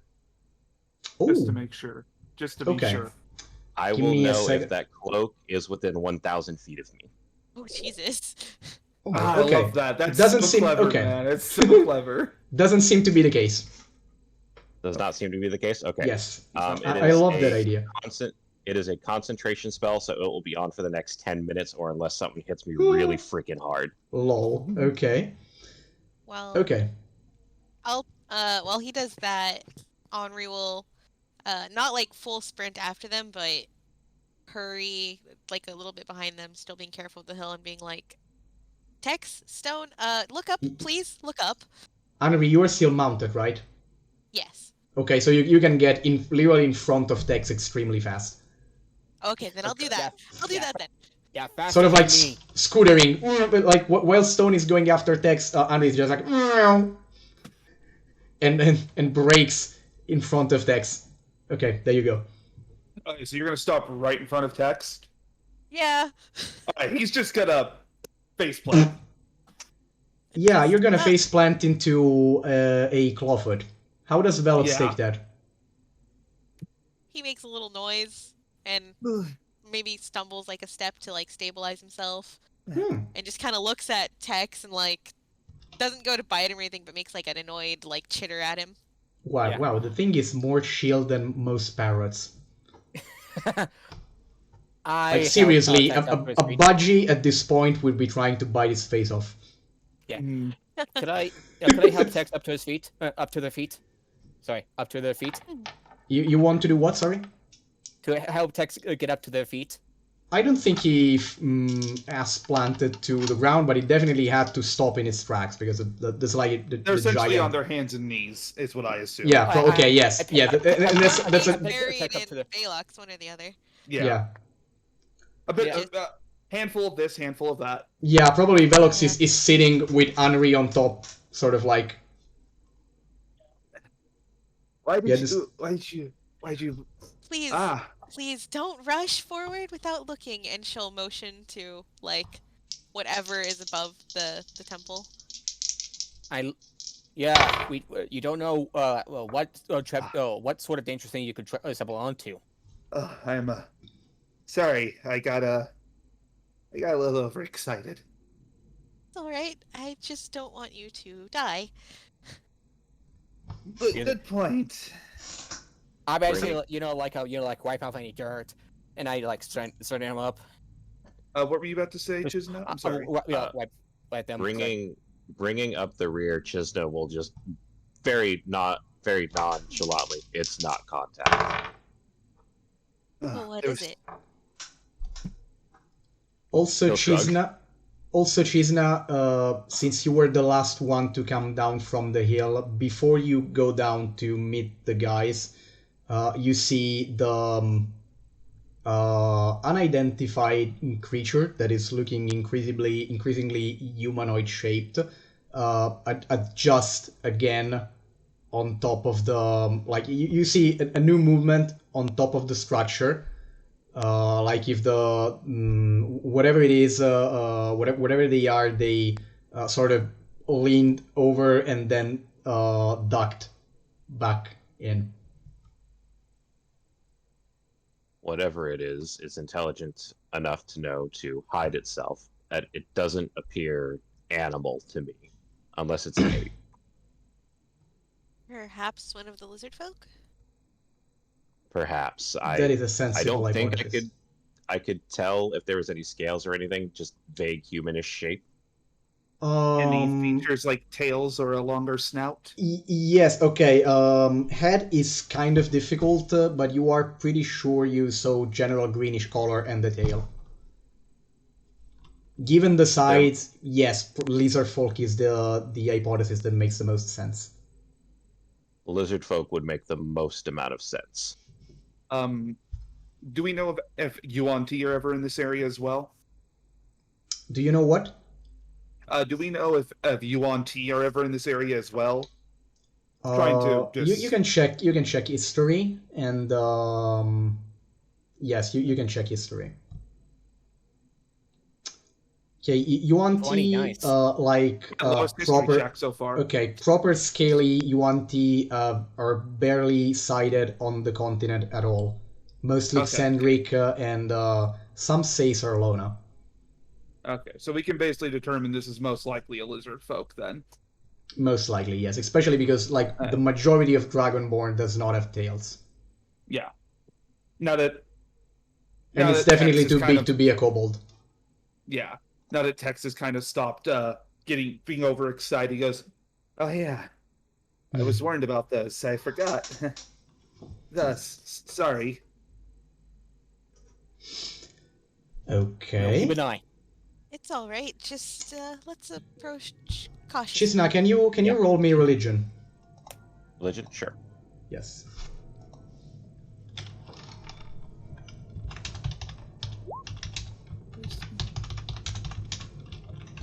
16. 16? Okay, give me a second. Never mind.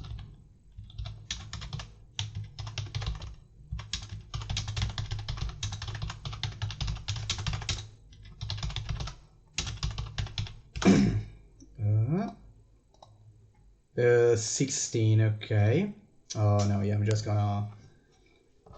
Okay, so that would make sense. Ancient sites like that, especially lizard folks, seem to be very protective over. The sites they protect the most seem to be associated with the Age of Demons and Fiends in general. However, there are at least two different general clans of lizard folk that have on a whole a different kind of attitude towards this kind of ruins. There is one of them that is quite hyper protective and territorial of ruins, and another that seems to look for them and be a bit more tolerant of humanoids getting close, but conflictual with the other main clan. Huh. So they're protective, but not like just outrightly hostile. It depends if you're dealing with what is largely called the Cold Sun Federation, or the Poison Dusk.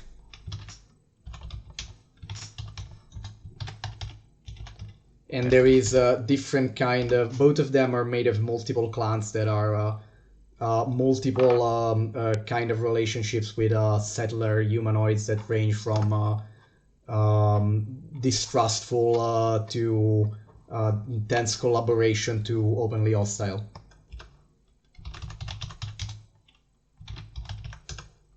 There's a decent chance that they'll be non-hostile, but they will not be very happy regardless. So we need to be very cautious moving forward and speak very clearly that we're just here Yes. to sort of help. It probably depends on who are you dealing with, and also how do they become aware of your presence, and vice versa. Do we know what languages these lizard folk might speak? Draconic. Draconic? Okay. All of them speak Ooh. Draconic. Oh, so we're gonna However- meet with lizard folk. Okay. However, you can roll me history. Okay. Could I help? No, this is specifically this is specifically. Oh, Oh my that's god. a 1. Oh That's wow. a 1. Wants bountiful luck. Yes, I Probably. do. Takes I love that all of bountiful your luck. failed rolls are ones. Okay, that's Alright, fair. that's a 6 plus my 7, Okay. so that's 16. Okay. Imagine the difference between because you know Draconic for academic and arcane reasons. Okay. Yeah, Imagine I the don't actually difference. speak the language. You okay? Yes, and when you normally don't, and when you do is mostly for incantation and in scientific Yeah. context. Okay, imagine the difference between knowing Latin because you are a priest, Yeah. and knowing Latin because you are one island of people that literally never had any outside contact since before the Roman Empire fell. Yeah, so it'd be very different. That is what we're talking about, at the least. Does anyone in the group speak Draconic? Nope. Isn't does. I do. Chisna does? Okay, you both do. Yeah, Chisna would have to, since he's I not was gonna going to say be... I was gonna say, worst comes to it, I have comprehend languages as well as a spell. Good. Chisna has spoken with lizard folk before at least once, and it was definitely difficult. Whatever the context Okay. and whatever the outcome, that is to for Chisna to decide. If we Oh, generally, feel like we- Chisna. Sorry, last thing I'll say. Chisna is worked as a prospector as well as a guide, and Yeah. lizard folk at large are primarily hostile to specifically the mining of dragon shards. Okay. However, While we're however, the poison dust tends to just steal the dragon shards, while the Cold Sun Federation goes berserk, like killing the miners, destroying the mine, and emptying the site. okay. While we are kind of like talking about this, I'm gonna cast Mage Armor Yeah, just to have it up. That lasts yeah, 8 that would make hours. sense. That makes sense. Okay. Mm-hmm. My AC Right now was you are 16. at the base of the hill. You all came down to the base of the hill, right? And you're staying there. Yeah. Okay, good. Correct. Okay. If need be, I can become a translator if it is needed. If the difference in language is too difficult. It Oh. shouldn't. The difference in language is not the thing I'm worried about. It depends entirely on the clan. That's also true. Oh, like Regardless- yeah. No, sorry. Continue. Regardless, we should make ourselves known as non-hostile, because then if they approach hostilely, we can do what must be done. But if they approach us with non-hostility as well, then maybe we can resolve this without violence. Agreeable. Yeah. Yeah. So So we see there's a list of folk that we can talk to. Perhaps we can sorry. make some sort of deal. But we'll first have to see which lizard folk they are, what people they belong with. Looking at their ruins at this area, could I possibly ascertain? You would need to go back to the top of the hill and look at them with a bit less of fangirling, but you can try. Okay. I'd have to get back on top of the hill. Mm-hmm. Yeah, it's not that hard. It's just gonna take you. Okay. I'll do that real quick and try to get Are you some more trying to information be? for us. Okay, how subtle are you trying to be about it? I'm not really subtle. I'm just studying over it and You trying to you just get pull the back on top of the information. hill. Okay, good. Yeah. Okay, so that's gonna be another history check. You got it.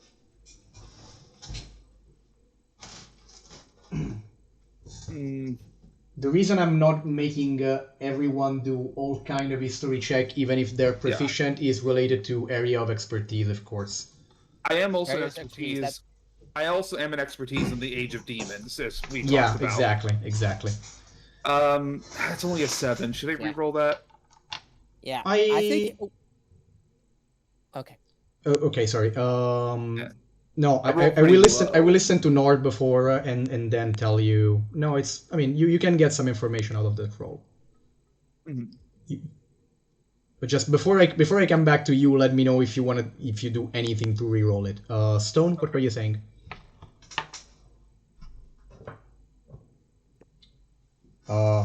Nord, Stone was saying something. Oh, I was going to say that I chose history, partially like to look at like battles, battlegrounds, war zones, like Yes. general stuff with like war Yes, stuff. I assumed that and general like Alright. adventuring, gossip, urban legends, and folklore. Okay, good. I'm That, gonna that makes sense. Yeah, that makes sense. That was I'm my gonna criteria. re-roll. Good. Glad we agree. Okay, you're gonna re-roll, and then we'll see how that goes. Well, how are Much you? better. You're using inspiration, right? Yes. Okay, good. Good. That was your thing. Much better. Okay. 19. Definitely. Complicated. That is definitely the general style. Definitely Age of Demons. Yeah. Definitely demon-related ruins because the reptilian, the general reptilian skull imagery does suggest you. Specifically some sort of cult or other like general veneration or submission to the entity to the Overlord known as the Cold Sun, which is an overlord that by the way, are the major incarnations of some aspects of evil. They are so-called native fiends. They are part of the very material plane itself, and they have been, at the end of the Age of Demons, they have been imprisoned in Kyber by the Silver Flame and the Coatl Sacrifice. Yeah, so that's really important to me. And then. they, usually, in theory, they are in a prison that has prophetic locks, like, so it gets weaker or stronger according to events described by the Draconic Prophecy. Actually, in relatively recent history, like something about 700 years ago, there was a partial release of an Overlord. It almost fucked over an entire nation. And that was just the partial release, relatively quickly patched. But okay, yeah, that is what Overlords are, like massive incarnation of some kind of evil. You have, of course, Raktul Kesh's War, the one everyone is most familiar with in this day and age. Of course, you are familiar. I'm getting to that. For atmosphere, you are probably most familiar with Sul Katesh because she's the Overlord associated with dark magic and dark secrets. Yeah. So like the Overlord of Forbidden Knowledge that is probably on the prowl when she's not bound for wizards that want to know too much. When she's not bound, which she should be. Yes. Or otherwise, we'll probably know. The Cold Sun is an Overlord that is particularly associated with reptiles and reptilian humanoids. That is kind of the general aesthetic association and the kind of living being he has the most influence over. But also, you know, that is a sort of a simplistic understanding. It's also a it's also an overlord of literal cold in the metaphorical sense of the word, as in unfeeling, uncaring, purely like no emotions, reptile brain, cruelty and bare survival, that kind of stuff. Okay. Also, in light of that, one of the major there are two major lizard folk cultures in Kubara, as far as you know. One of which is called the Masviri, which translates. Masvirik is the name of the Cold Sun, and Masviri translates literally to the Cold Sun Federation. The Cold Sun Federation. Oh, what? Oh, the name of the Overlord. What is it? Oh my God. One more thing, because I just remembered here. My feature for my archaeologist background, is when I enter a ruin or dungeon, I can correctly ascertain its original purpose, determine its builders, as long as they are some known race. Okay. We can debate on enter, but from even this distance, that would confirm most of what I'm saying. This particular place, probably Age of Demons. So literally more than 10,000 years ago. And you said probably way more than that. This particular place might be a place of worship or sacrifice. What's the name of the Overlord again? I gotta Masvirik. I'm gonna write that on the chat. The Cold Sun. Masvirik, oh God. Literally the Cold Sun. Yeah. Of course, this has to do with the Coatl sacrifice. I mean, theoretically, all. Okay, because probably it's the Overlord. Yeah, exactly. Everything Overlord has to do with, because the Coatl, the Age of Demons was ended by dragons and Coatls banding together. Yeah. Yep. And definitely ended when the Coatls sacrificed themselves and became the Silver Flame. That as far as everyone and scholars know and accept. Yeah, I'm Good writing thing this I- down. This is kind of important. Good thing I have no connections to that whatsoever. I Oh. lied blindly. Yes. Totally. Yeah, totally.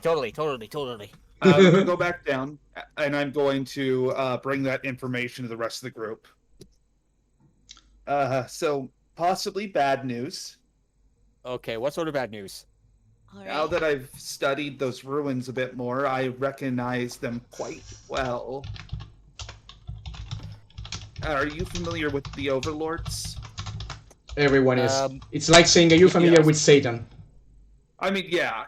But also everyone know. Okay, imagine saying, "Are you familiar with Satan?" And everyone knows that there are like at the very least 12 real Satans that absolutely are bound somewhere. yeah, I guess basically, when Tex is saying that, he means it more in a In a scholarly sense. yes, Not, yes. not on a personal level, no. That is a temple in worship to the cold sun. oh, okay, so these lizard folks, do you reckon what kind of tribe they are? Yes, they're the insert the name of the tribe here because I already forgot the name. Give me a second. It was a hell of a name. My brain just did not hold on to it. I'm writing something to choose now. Poison Desk, right? No, the other one. No. Presumably, you can think. I mean, honestly, both of them are sometimes found around this kind of places, but depending. It's probably yeah. It's very expert. It's probably considering the fact that he has a hunch that it might be the Cold Sun Federation this time. One of the Yes, clans yes. of the White Cold Sun Federation. Which would be very this bad. is bad news. So how many lizard folk have we seen down there? So, by the way, last thing on that, the Cold Sun Federation is the one that, as far as you know, is more hostile to settlers and especially miners. I feel like every time I come back to you guys, I have worse and worse news. Well, knowledge is a gift. And a curse. Indeed. Old Sun Federation does have a treaty with the with New Galifar. That much I know. Quick question, Fabrizio. See, yes. I know the Cold Sun is Dominion, since you were noting Dominion of reptilian people. Yes. If he holds any power within this temple, will that be an issue for me specifically? Considering what you reptilian know person. of your own nature, that Yeah. is an interesting question. That's 'Cause I know probably I'm an a unknown. Shalazakar, There but, are like- reasons to assume that it could. There are reasons to assume that it shouldn't. Hex is going to have a worry on their face beyond just the fact of who these lizard folk might be. Kind of a distant look straight towards the ruins. But he doesn't say anything else. The worry is If- obvious, though, right? Yeah, the worry is more than obvious. He's not good at holding back his emotions. Oh, They speaking kind of just wear reptiles, him on their sleeves. speaking of reptiles, Velox is obviously not the happiest he's ever been. With that in mind, Henri will take a few steps. Oh, probably like away. Well, no, he's more comfortable probably with people, so she'll try to calm him Mhm. down around the group. Yeah, he seems fine, but you in particular, you can feel he's kind of tense. Gotcha. She'll just keep a closer eye on him for now. Okay. Well, we might be lucky. I may have dealt with this bunch before, and if that's the case, they'd be willing to speak.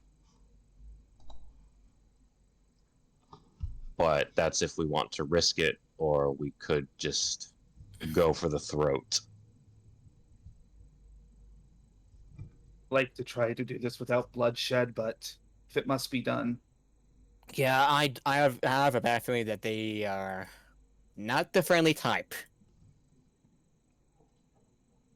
Um, Oh, by the way, I- Will, do you have to go to work? no, I'm actually free today. Oh, yes. Oh, 8 December. Thank you. Okay, good. Good. That works.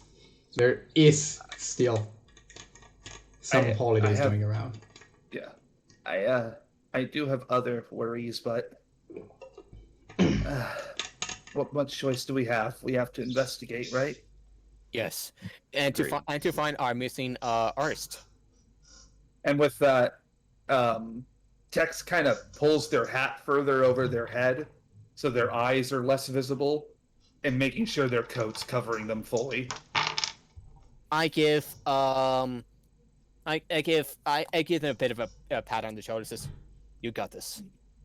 So, I don't know if I mentioned it earlier, but like one of the very obvious things for Tex are his eyes. Uh-huh. Their eyes are the reptilian, Yes. Kinda snaky. I have mentioned at one point you kinda showed when you took off the leech. At the very least, Henri, I think she saw a patch of feathered scales. Yeah. Chisna is Tex's Which, friend given from the nature wild, of so Corvair, Chisna probably already knows. yes. Oh, good. Which, given the nature of Corvair, by the way, is kind of a celestial look. You know the whole thing about Coatl. Yeah. Oh, right, Yeah. yeah. Just now. Yeah. Yeah. Ready I for will this? note Should Chisna worse would come to pass? probably. I'm sorry. I think Chisna was speaking. Oh, sorry. Chisna was replying to Stone, who had said his name. That's all. Okay. Sorry. Okay. Yeah. Should the worst come to pass? Are you ready? Are you ready? I'm always ready to let nature take its course, and unfortunately, nature calls for death a lot. Yeah, that such is well the way of ironically life. You know. And most- but he'll turn to Tex and go, if you are not comfortable speaking with them, if you think that it could just be too dangerous for you, we don't have to attempt to speak to them. I leave it up to you. I would prefer diplomacy. Is there no way to sneak around? I might just need to stand back. I don't think sneaking will be an option. They've already spotted us. The being spotted is if they have spotted you or not is might be 50-50, but also I mean, you have no way of knowing if sneaking around is possible or not, because you have no way or to know if there is like one lonely guard on top of the structure or whatever else. We might want to be obvious. Yeah, this is mostly just Chisna is operating under the assumption that they've already been seen. Okay. Yeah. Okay, fair enough. Also, if They you did have a already lookout. if you have already been seen, but also you are still on the base of the hill, so it's hard to ascertain. If you have already been seen, nothing has happened yet. Yeah, just to reiterate, how many lizard folk have we seen? Just the So one. far. Just one? Yes, Chisna is pretty sure to have seen one moving on top of the obvious central structure. All right. Do what you will. I'll be right behind you. Before Chisna will step forward, but beforehand he'll turn to Honor and go, I might need some help. You're a little more friendly than the rest of us. All right. Is there anything I need to know for dealing with them? Mostly be polite, use Draconic. Please tell me you know Draconic. I do know Draconic, actually. Oh, good. I don't, unfortunately, so I'll have to keep quiet. Would they would some of the oh God, what was the name of the dinosaur? Would some Oh, of the the Jerry.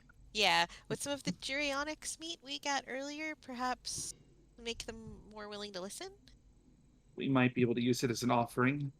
Depends. I Uh, mean, they're technically known as hunter-gatherers, but how they would take that varies from circumstance and probably clan to clan.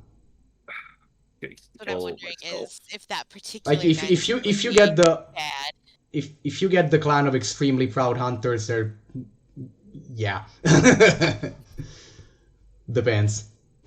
well, we'll see what happens. It's offering food is 50-50 in this kind of cases, as it would with with- any other humanoid. With that, Chisna will like take a couple extra steps forward, and as loud as he can, he'll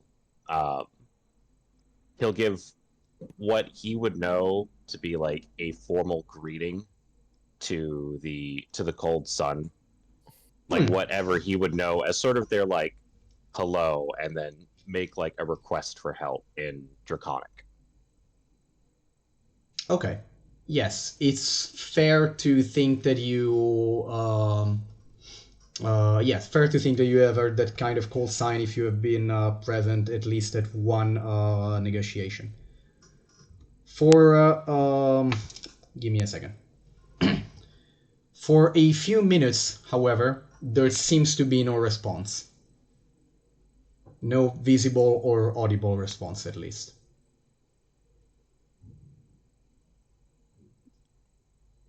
After a few minutes of silence, he'll I am assuming try- that all of this time you are still on the base of the hill, however. correct. We haven't moved forward at all. Or gone back up onto the hill. Correct. Okay, good. Okay, then I confirm. After a couple minutes of nothing, he'll try again, but he'll add, we have an urgent need to move forward, and we believe that what we're searching for is in your territory. We do not wish to be disrespectful, so we would like an audience. Okay, these are you would need to shout that. Okay. Probably. Yes, Okay. as loud as my little half-orc lungs will go. There is a little bit. There is a few more minutes of silence, and then from in the distance, relative to your positions, is almost from the other side of the ruins, but probably no, actually no. It's close enough to the central structure, presumably. You hear a call. You hear a bird-like call that seems to be that is sort of very stridulous and rhythmic. To everyone else, it seems like the noise some kind of giant parrot could make. You can make me nature or religion check. Probably nature, actually. Yeah, I don't think I will be able to roll well with that. Yeah, that was mostly for Chisna, but I mean, if someone... Oof. 10? Hmm. Even. I'll neutral. use my inspiration. Okay, good. You know, and I rarely see someone. I've never seen a campaign that used These inspiration points matches- so liberally. This many inspiration. Yeah. Inspiration's good, man. Gotta yes, play with it. Yes, yeah, Yeah. exactly. Yeah, You yeah, have and- them, and you are very capable to earn them. So, I mean, use them.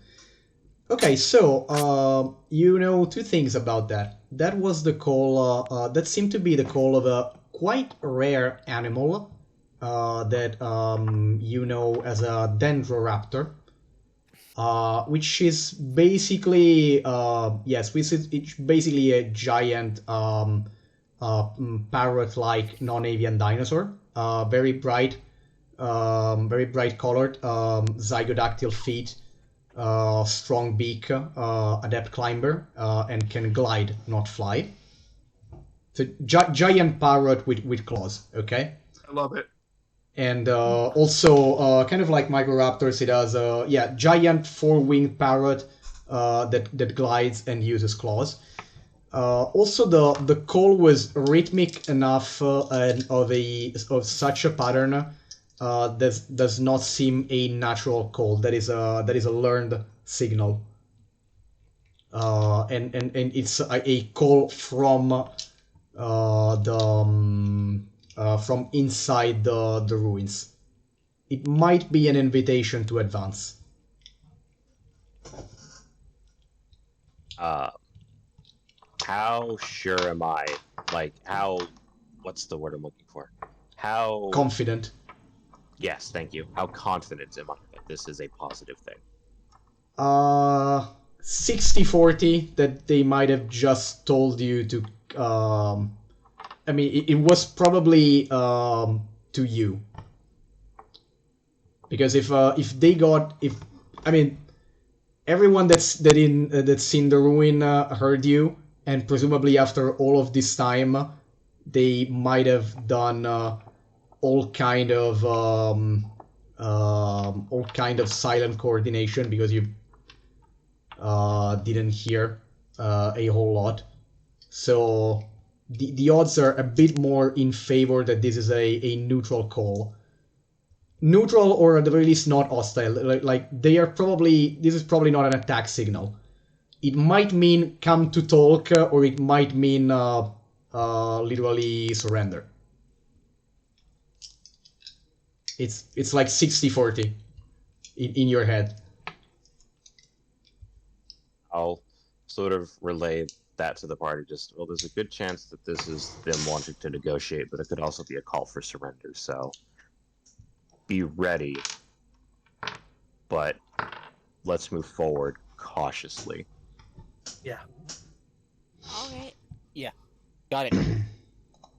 Okay, so what do you Maybe do? just You advance towards the center of the ruins? Yes, we'll advance forward. I'll take the lead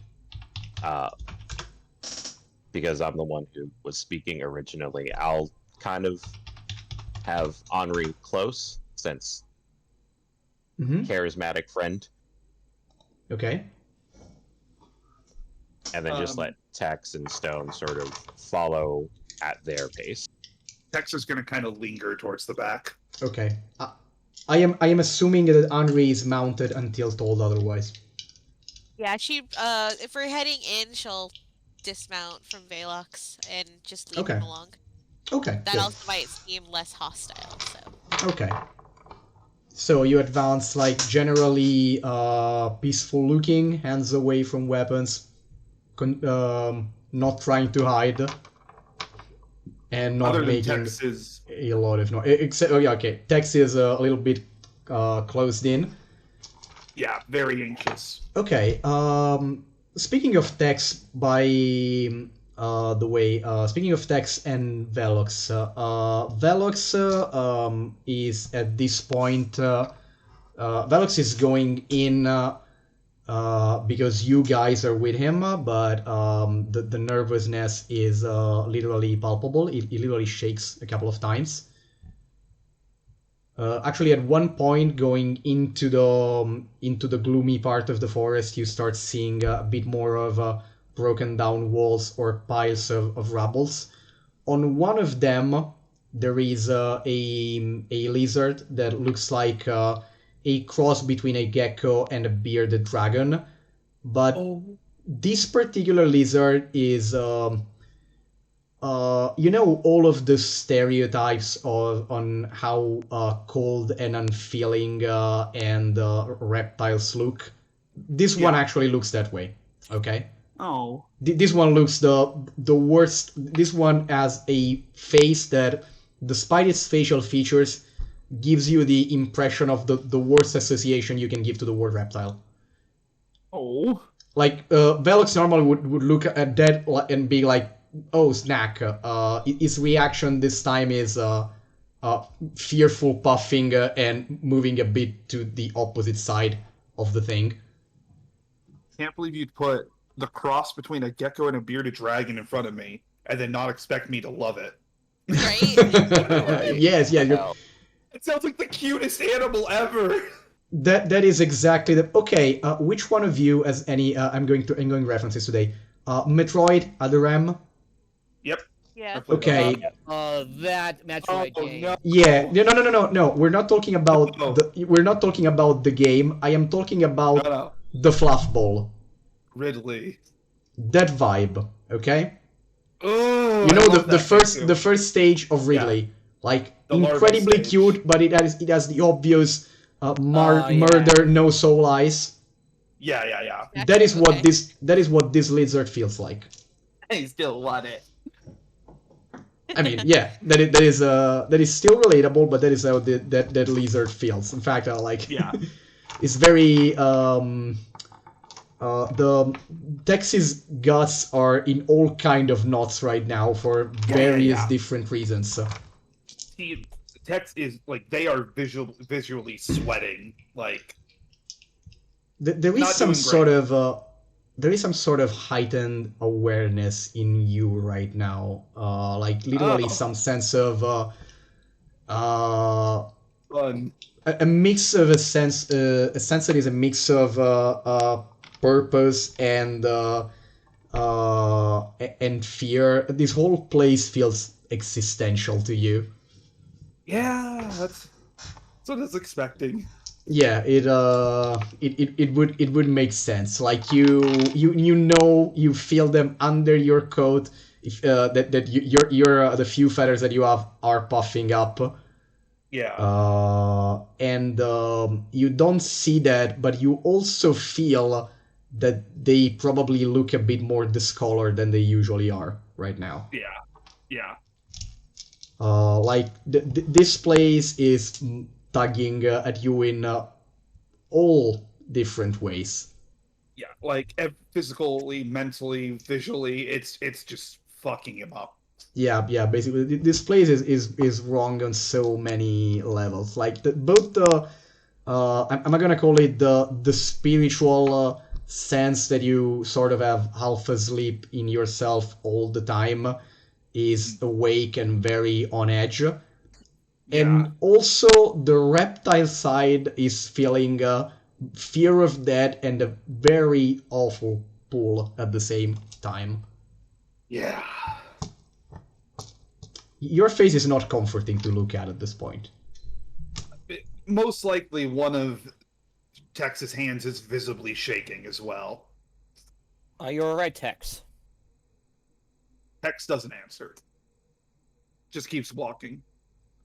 I stay close to Tex. While you pass it, the lizard slowly turns towards you. As a gecko would do, it licks one of his eyes, but when the tongue leaves the eye socket, there is only emptiness inside. Oh wait, I do speak Draconic. Never mind. Okay, good. I forgot I speak Draconic. I forgot about a couple things about my character. Like Good. I have third edition from the features and traits, and the extra Good, damage good, from Giant's good. Might. I appreciate that. Do I have to redo the? Sorry, do I have to redo the jump scare? Yep. Yeah, because I think I need you to repeat that. Okay. I In was like, case. wait a minute. Wait a second. Alright. Did no Okay. one heard it? I heard you, it. but I'd No. like to Okay, repeat it good. anyway. No, good because. Alright. No, Wait a- Okay, wait a calm minute. down. Calm down. Down. I was proud of that. Okay, so I said for anyone that hasn't heard it or appreciate it, if there is something to appreciate, while you pass it and go into the next part of the ruins, the gecko thing turns toward you. As a gecko would, it licks its eye, but so that the tongue completely covers the eyeball. But the moment it goes back into the mouth, there is only emptiness and blackness inside of the eye socket. I'm going to light. And that is the last thing you you see of the lizard. Probably Yeah. shouldn't light a torch. Why not? Because that could be seen as something that aggressive on accident. It's not. It's not that dark. By the way, I didn't say that it's. It didn't become darker around you. I mean specifically actually, in the eye of the thing. well, not a torch, but I'm gonna like clean up my lantern, even though I have dark vision. Okay. Are What are we... you pointing it at? I'm pointing at the dark eye socket. It's you would think that you would illuminate the interior of the eye socket. Instead, it's still a sphere of black. Oh, Damn. I think we're dealing with God. magical darkness here. However, I- at this point, the lizard starts to moves like it was turning to go away, but it's kind of weird because like the darkness stays in place as the lizard turns, and at one point all of the animal disappears. It's like sort of it got absorbed into the dark orb, and then the orb was no more. Oh, that's perfectly fine. Henri It's looks at fine. Chizna and Tex and is like, "Is that normal?" Absolutely not. Okay, just wanted to be sure. And she'll put a hand up on Velox and just kind of leave it like in his feathers. Velox's pupils are the smallest you've ever seen them at this point. Pinpoints. Basically, yes. Very scared bird. So are Texas. Very scared Texas. Henri. Exactly. Tex, you're alright. No answer. Texas being very nonverbal. What's got you so scared, Tex? Just kind of looks at you. Don't push him too hard. He's already doing something he's uncomfortable with. Stone, sooner can you we make get to me this, the Stone? better. Can you make me a wisdom saving throw? Oh no!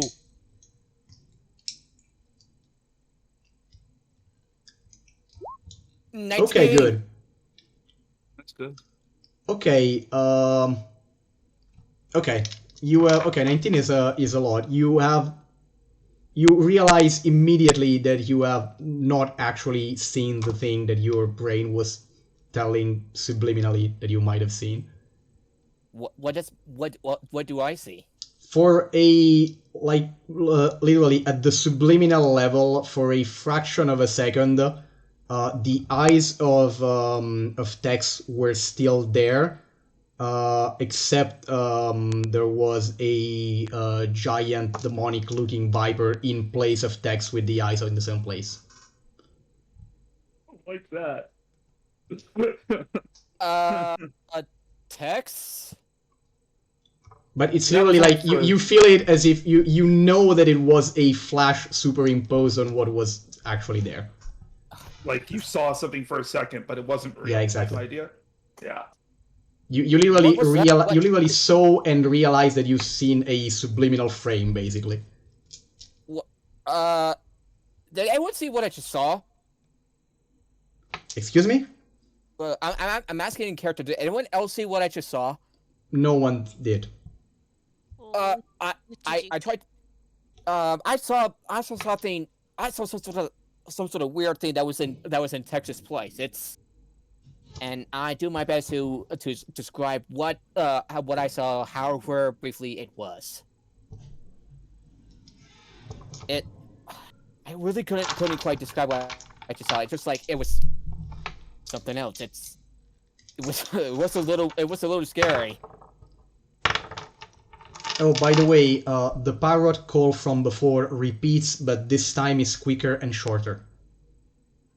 Should we get ready? Because I got a bad feeling about this.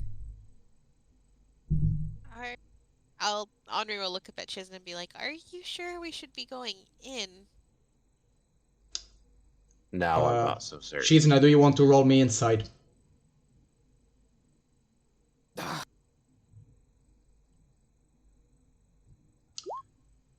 Okay, this might be a repetition of the call and a sign of like less patience. It's probably going to be the last call if you don't show up soon enough. So we need to get inside. Search. Do we need to go inside? Do you need to go where? Sorry, technically you are already inside. You are halfway to the central structure as of now. All right, I get. Hey, Tex, do you want my Everbread lantern? They just kind of shake their head no. All right, I tie the lantern to my waist. Okay, good. I thought it was integrated.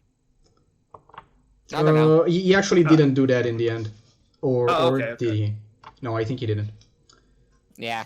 I have dark Okay. vision as well, so even if it comes to that, don't worry. Okay, Yeah, good.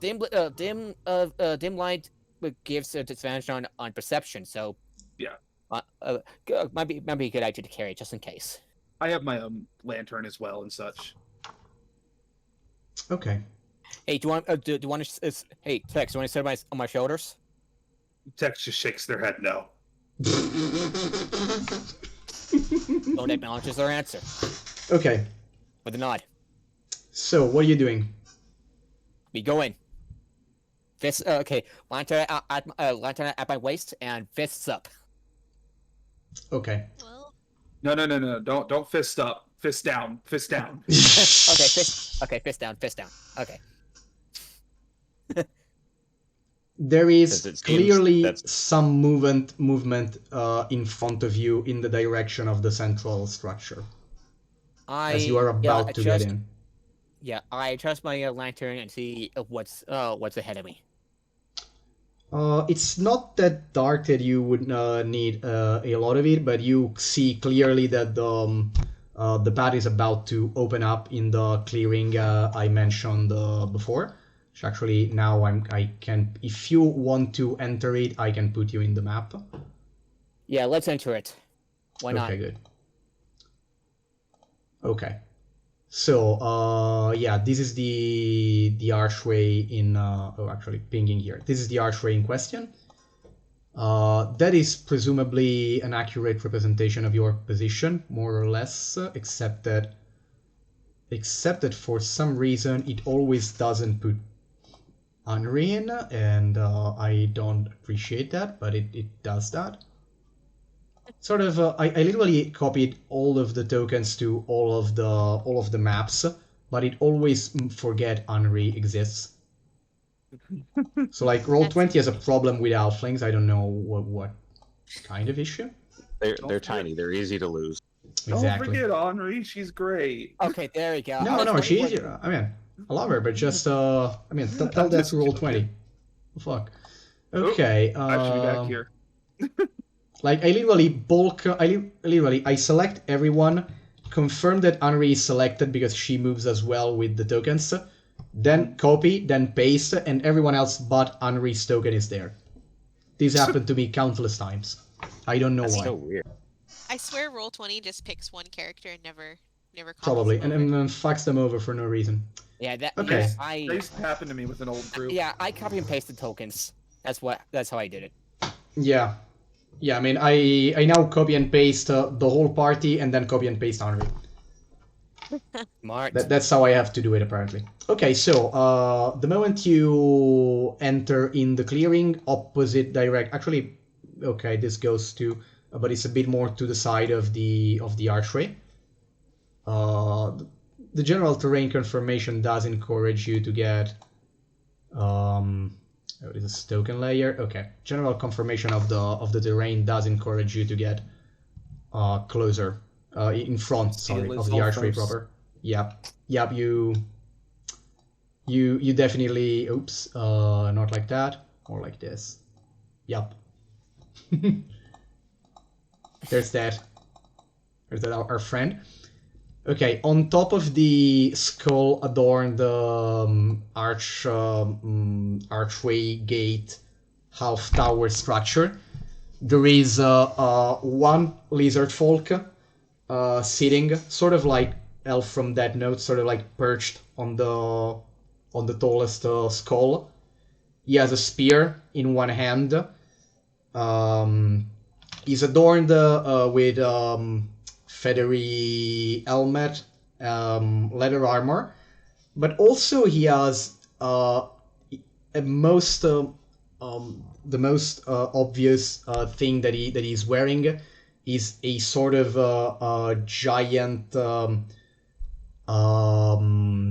blowhorn that it also acts like a. Okay, basically imagine a horn that goes all the way around his neck. It actually has the what's the part of the horn that you actually blow into? I'm blanking. The not the nozzle. What? Um, The mouthpiece. the mouthpiece. It's the mouthpiece is on one side, and then there is this like basically donut shape all around him that ends up in that and multiple bone pipes that jut out of it. Sort of like a cross between a horn and a church organ in a way. Mhm. All around it should probably theoretically be very noisy. Dope, but terrifying. And on his side, which we'll come to that. I mean that will become. I'm not going to put them on the map immediately unless we end up needing to, unless we roll initiative. But on his side, Second combat. excuse me. Second combat. Nice. Only if it comes to it. Only if it comes to it. Yes. Okay. Behind it is another lizard folk on the aforementioned Dendroraptor. So, like on top of the archway, you see a lizard folk riding what is essentially a giant scarlet macaw with clawed, shorter wings, Oh, I love it. and also a little bit of a crest. That's nice visual. Excuse me. What was that? That's Fabrizio? nice visual of visualization. That's really nice. Sorry, that's nice. What? Okay. Visualization. Sorry, It also- I can't speak. It also has a sort of cassowary gigantoraptor-like crest on top of the head as well. Mhm. And if you were closer, you would see it as at least a couple of canine teeth. Anyway, giant, big, scary clawed parrot. You say scary. My brain. I mean, scary. It's adorable, of course. But Yeah. anyway, on top of the archway, looking at you with a rider on top, and you can see that on the trees on either side of the clearing, there are at least 4 more lizard folk, 2 per side, Mhm. each armed with short bows. No, actually 2. 2 have a short bow at the ready. The other 2 are sitting on the branch with I'm blanking out on all kind of words. Give me a second. Okay, yes, they have blowguns. Blowguns. Okay. So yeah, you see at least 2 on the arch, one of which is mounted. Let's say 2 about here, and 2 about here. And of the couples on the tree at the side of the clearing, each of them has 1 short bow and 1 blowgun. What? Okay. What's the first weapon? I know the second is the blowgun. What? Short bow. A guard bow? Huh. Short right? bow. Short bow. Yes. Short bow. Oh, okay, I misheard you. Sorry. You don't hear or see them as of now, but especially because Velox is looking around, you are under the impression that there might be more. Ooh.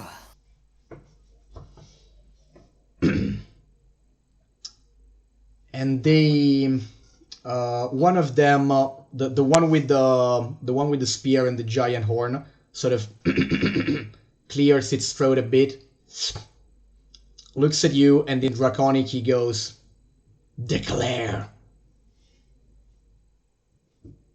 and then just looks at you. I'll look to Chisna to see if he wants to start the conversation or... Declare what? Was that Chisna? Or was that Stone? Those Yeah, stuff. that's me. Okay. Sorry. So I just have to have a similar voice when I speak as the character. Okay.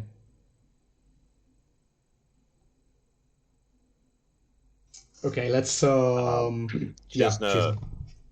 Chisna will take an extra step forward and go. Mhm. We are searching for someone from our community who has become lost.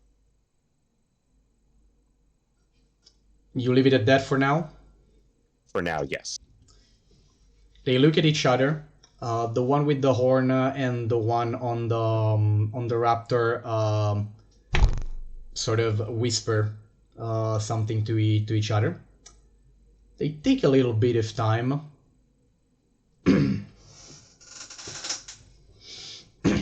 And then the one with the horn looks at you. He sort of sways side to side. High and feather, the sun's warm. Hair and steel, and the sky dies.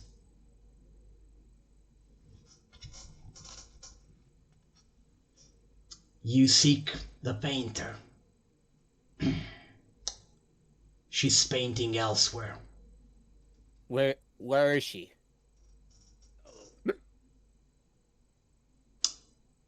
There is another longer pause of reflection and looking at each other. We don't know who paints at the threshold. The threshold. What threshold? Give me a second. Okay, sorry, the notes app is crashing like crazy. Okay. Oof. They seem to take like at this point like a minute and a half at least has passed. They take a lot of time before answers. The last question was what threshold? Yeah. What Okay. threshold? Is it a place, or are we referring it as a concept? The lizard folk seems to struggle for a second, and then he sort of stutteringly goes, "You speak for Blade and Dig, or you speak for you?"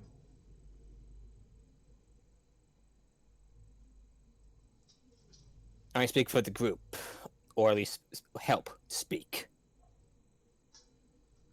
The lizard folk repeats the exact same question. You can roll. Any one of you can roll insight. Hey, insight with advantage for me! Yay! Oh, I don't speak Draconic, so I have no idea what anyone's saying at the moment. Tex does not speak Draconic. Nope. 18! How so? Never learned the language of their original people. Excuse me. I didn't grow up around my people. So My for this language is adventure, common. you and then you became a wizard without knowing Draconic. I know enough for the spells. That is That's a it. fucking feat. Okay, I love that. I got an 18 for insight. Okay, 18 for insight. The dig mention might be asking if you are speaking for the village. Oh.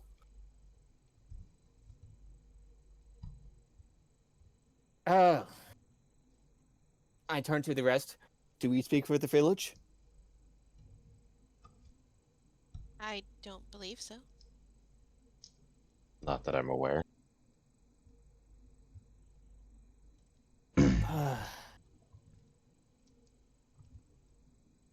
Yeah.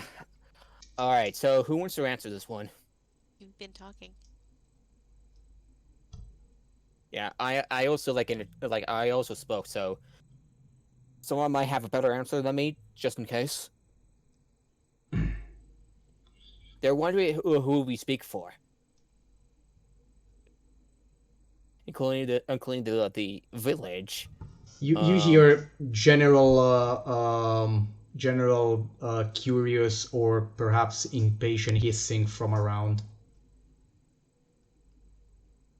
They don't do anything and they don't change posture, but they seem to each of the couple seems to be talking between themselves, and the two on the archway are gesturing to the ones on the trees. I got a bad feeling about this. I'll Let's try this smoothie over.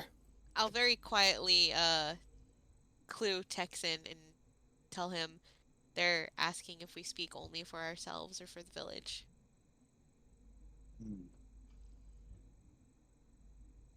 The village that we came from, just to clarify? Forthdone, yes, presumably. I mean, as far as you know, is the closest village. Also Well, the closest with a technically- mine. Yeah, Now that technically- we're this close, Tex is not even really reacting anymore. No, actually no. Speaking of which, Tex does notice that the two closest lizard folk on the tree are looking intently at you. Mm-hmm. One of them straight up lets himself fall and lands very gracefully on the ground, stands up, showing empty hands, and starts walking towards you. He's showing empty hands towards me. He literally raised empty hands and starts walking towards the four of you. Yeah, I'm Hold half on. expect. Yeah. Sorry. Just It's want okay. to make a quip. Tex Mhm. just kind of puts out their hands to show that their hands are empty, but doesn't really respond in any much more. Okay. How close do you let him get? Because it's coming close He can get enough. close. Okay. Okay. As he starts coming close, he very slowly starts to move his left hand. I realize that I'm mirrored in the camera, so I'll use my right. Starts to move his left hand, and he reaches toward its feathered collar. The feathered collar he's wearing. He takes off one rainbow-colored feather, and just hands him to Tex, while turning around so that one of his eyes looks straight into yours and slightly bowing. And as before, he repeats, "Sun and feather, the sun swarm." Son and Feather, you're referring to the tribes. Might. In any case, he's ending you the feather. He's handing me the feather. Yes. I'm assuming this looks a lot like You're referring to tribes? It's a rainbowy feather. yeah. Very That's it. bright. Yeah. A nice. Sun and So not feather. Son and Feather. So not tribes. Son and Feather. Also, Well, the marking, the marking and war paints that they have for Chisna. These guys are, it's a different clan, one you've never met, but these guys are pretty obviously called Sun Federation. Must be Rikwala. Coastal Federation. Sun and Okay. feather. Bowed to me. Gave me the feather. Excuse me? I'm thinking. I'm sorry. I think out loud. Okay. Okay, so Tex was thinking out loud or Sam was thinking out loud? You can say both. You can Okay, say both. Yeah, Sam.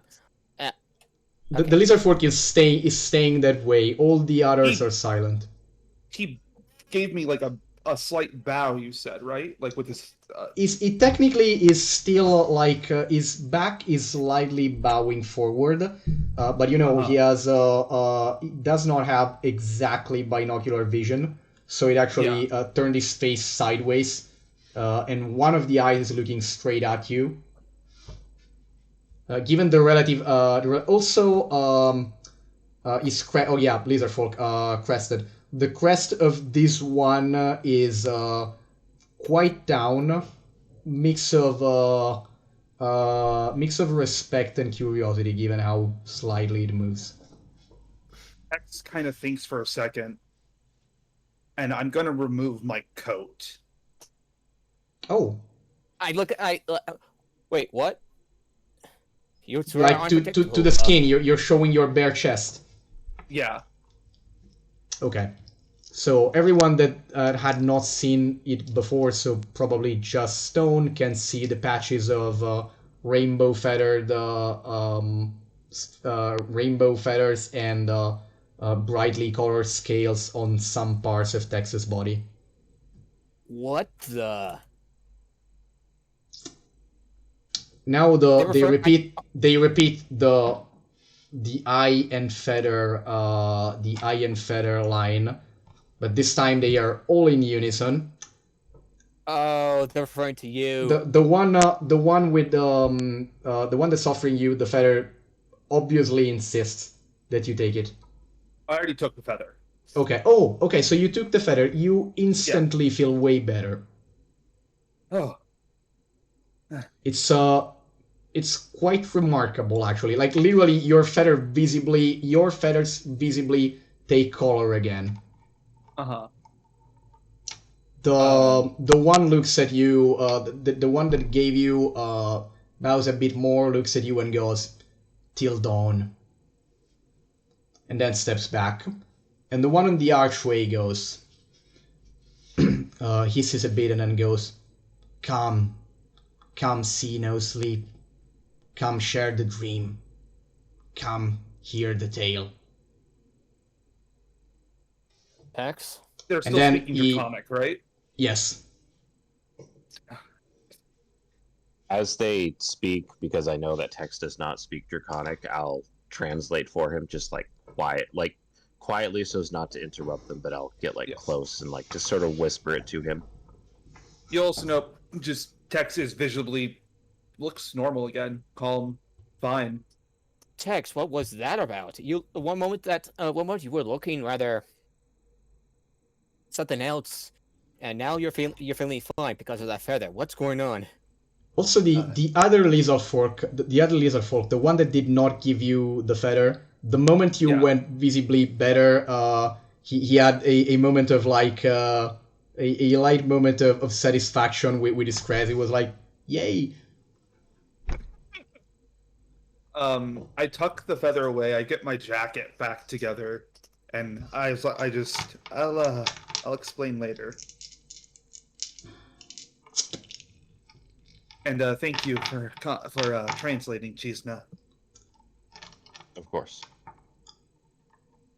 Besides, after they all repeat once more, "Come share the dream," and then you hear landing sounds of at least 4 more lizard folk from hidden trees There was a lot of them. that come out of the clearing. Quite wary. Sorry. I relay the translation of "Come share the dream" to Tex. Susan already did.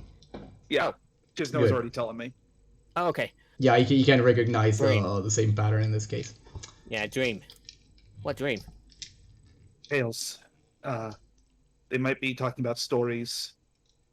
The one with the one with the horn as mounted on top of the big parrot, which is using all 4 limbs and beak to climb the both of them down.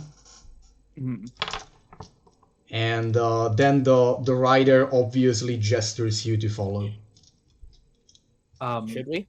Is Henri's what's your raptor's name again? I'm sorry. Velox. Velox. Velux? Yeah. Is he still doing bad? He seems still generally nervous. Yes, Can I try placing the feather with him? you can. Okay. I'm gonna do that. Okay, the moment it leaves you, the moment for a moment when it leaves you, there is a slight sensation of anguish again, but you seem to get better like at the same time as then Velox seems to get better. At the Okay. same time, he does, you sort of reflexively feel like that. And then Okay. Velox has this very instinctive reaction of turning back, grabbing the feather, and then do a sort of a preening movement, and sort of stick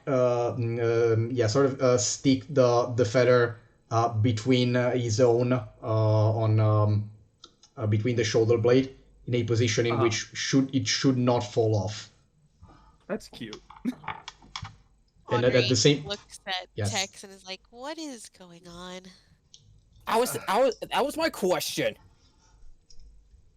Again, I can explain a little later.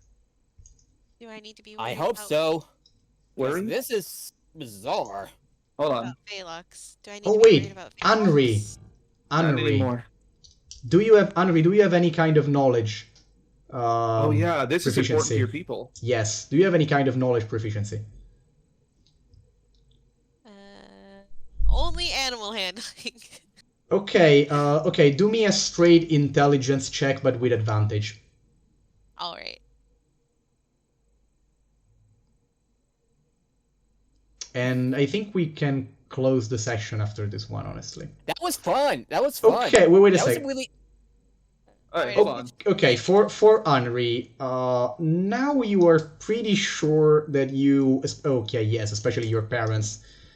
Actually, you have heard stories of people that look like Tex apparently looks. They like people that have traits of feathered snakes. The thing is, you know them as guardians of a sacred ruin, which is advised to avoid because the guardians are not keen on outsiders.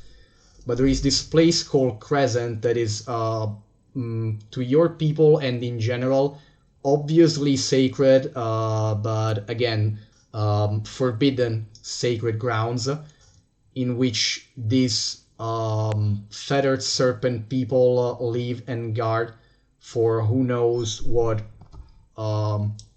otherworldly and presumably holy but dangerous purpose. To your people, they're known as the Shulaskar, but you don't know much more details than that.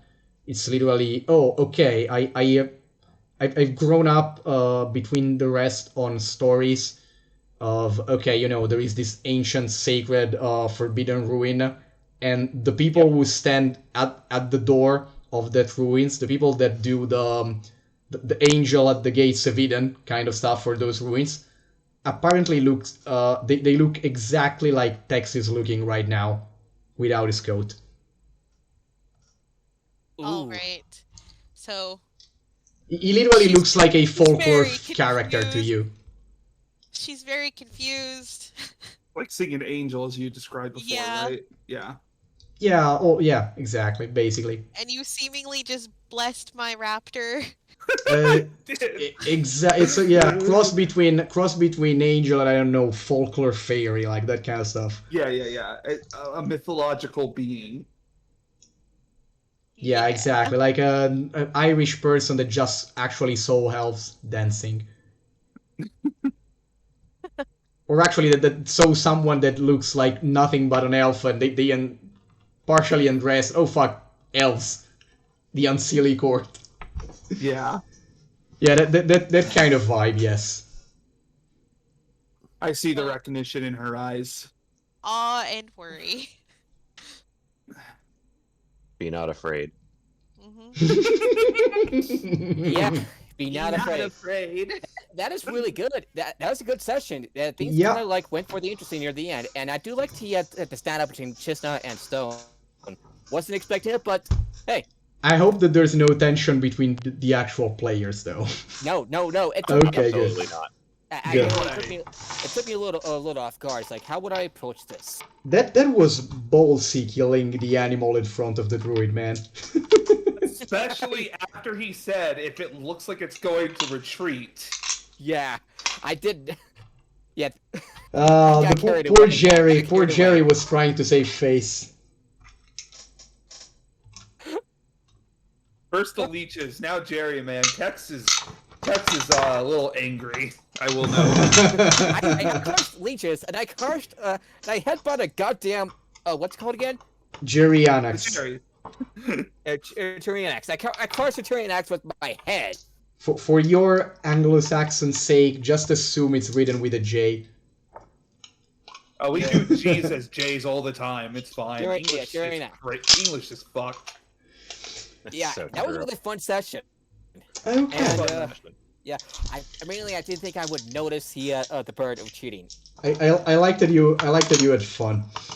I like that you guys had fun, and I hope we ended Yeah. on an interesting Yeah, note. Yeah. I got yeah, pulled up. sure. Yeah, Sorry? I started a couple times, but so what? Was that T? I'm sorry. Oh, I said, oh yeah, for sure. I gotta figure out how to talk to a god. Yeah, yeah. We were talking. We're friends. We cook together. It Yeah. changes things. I The- didn't know you were a god. You know, I'm the not fun a god. I'm a the wizard. fun thing What's the about difference? the fun thing True. about the Unre yes, the fun things about the Unre text dynamic is that both of them are extremely interesting to each other, probably, especially because like to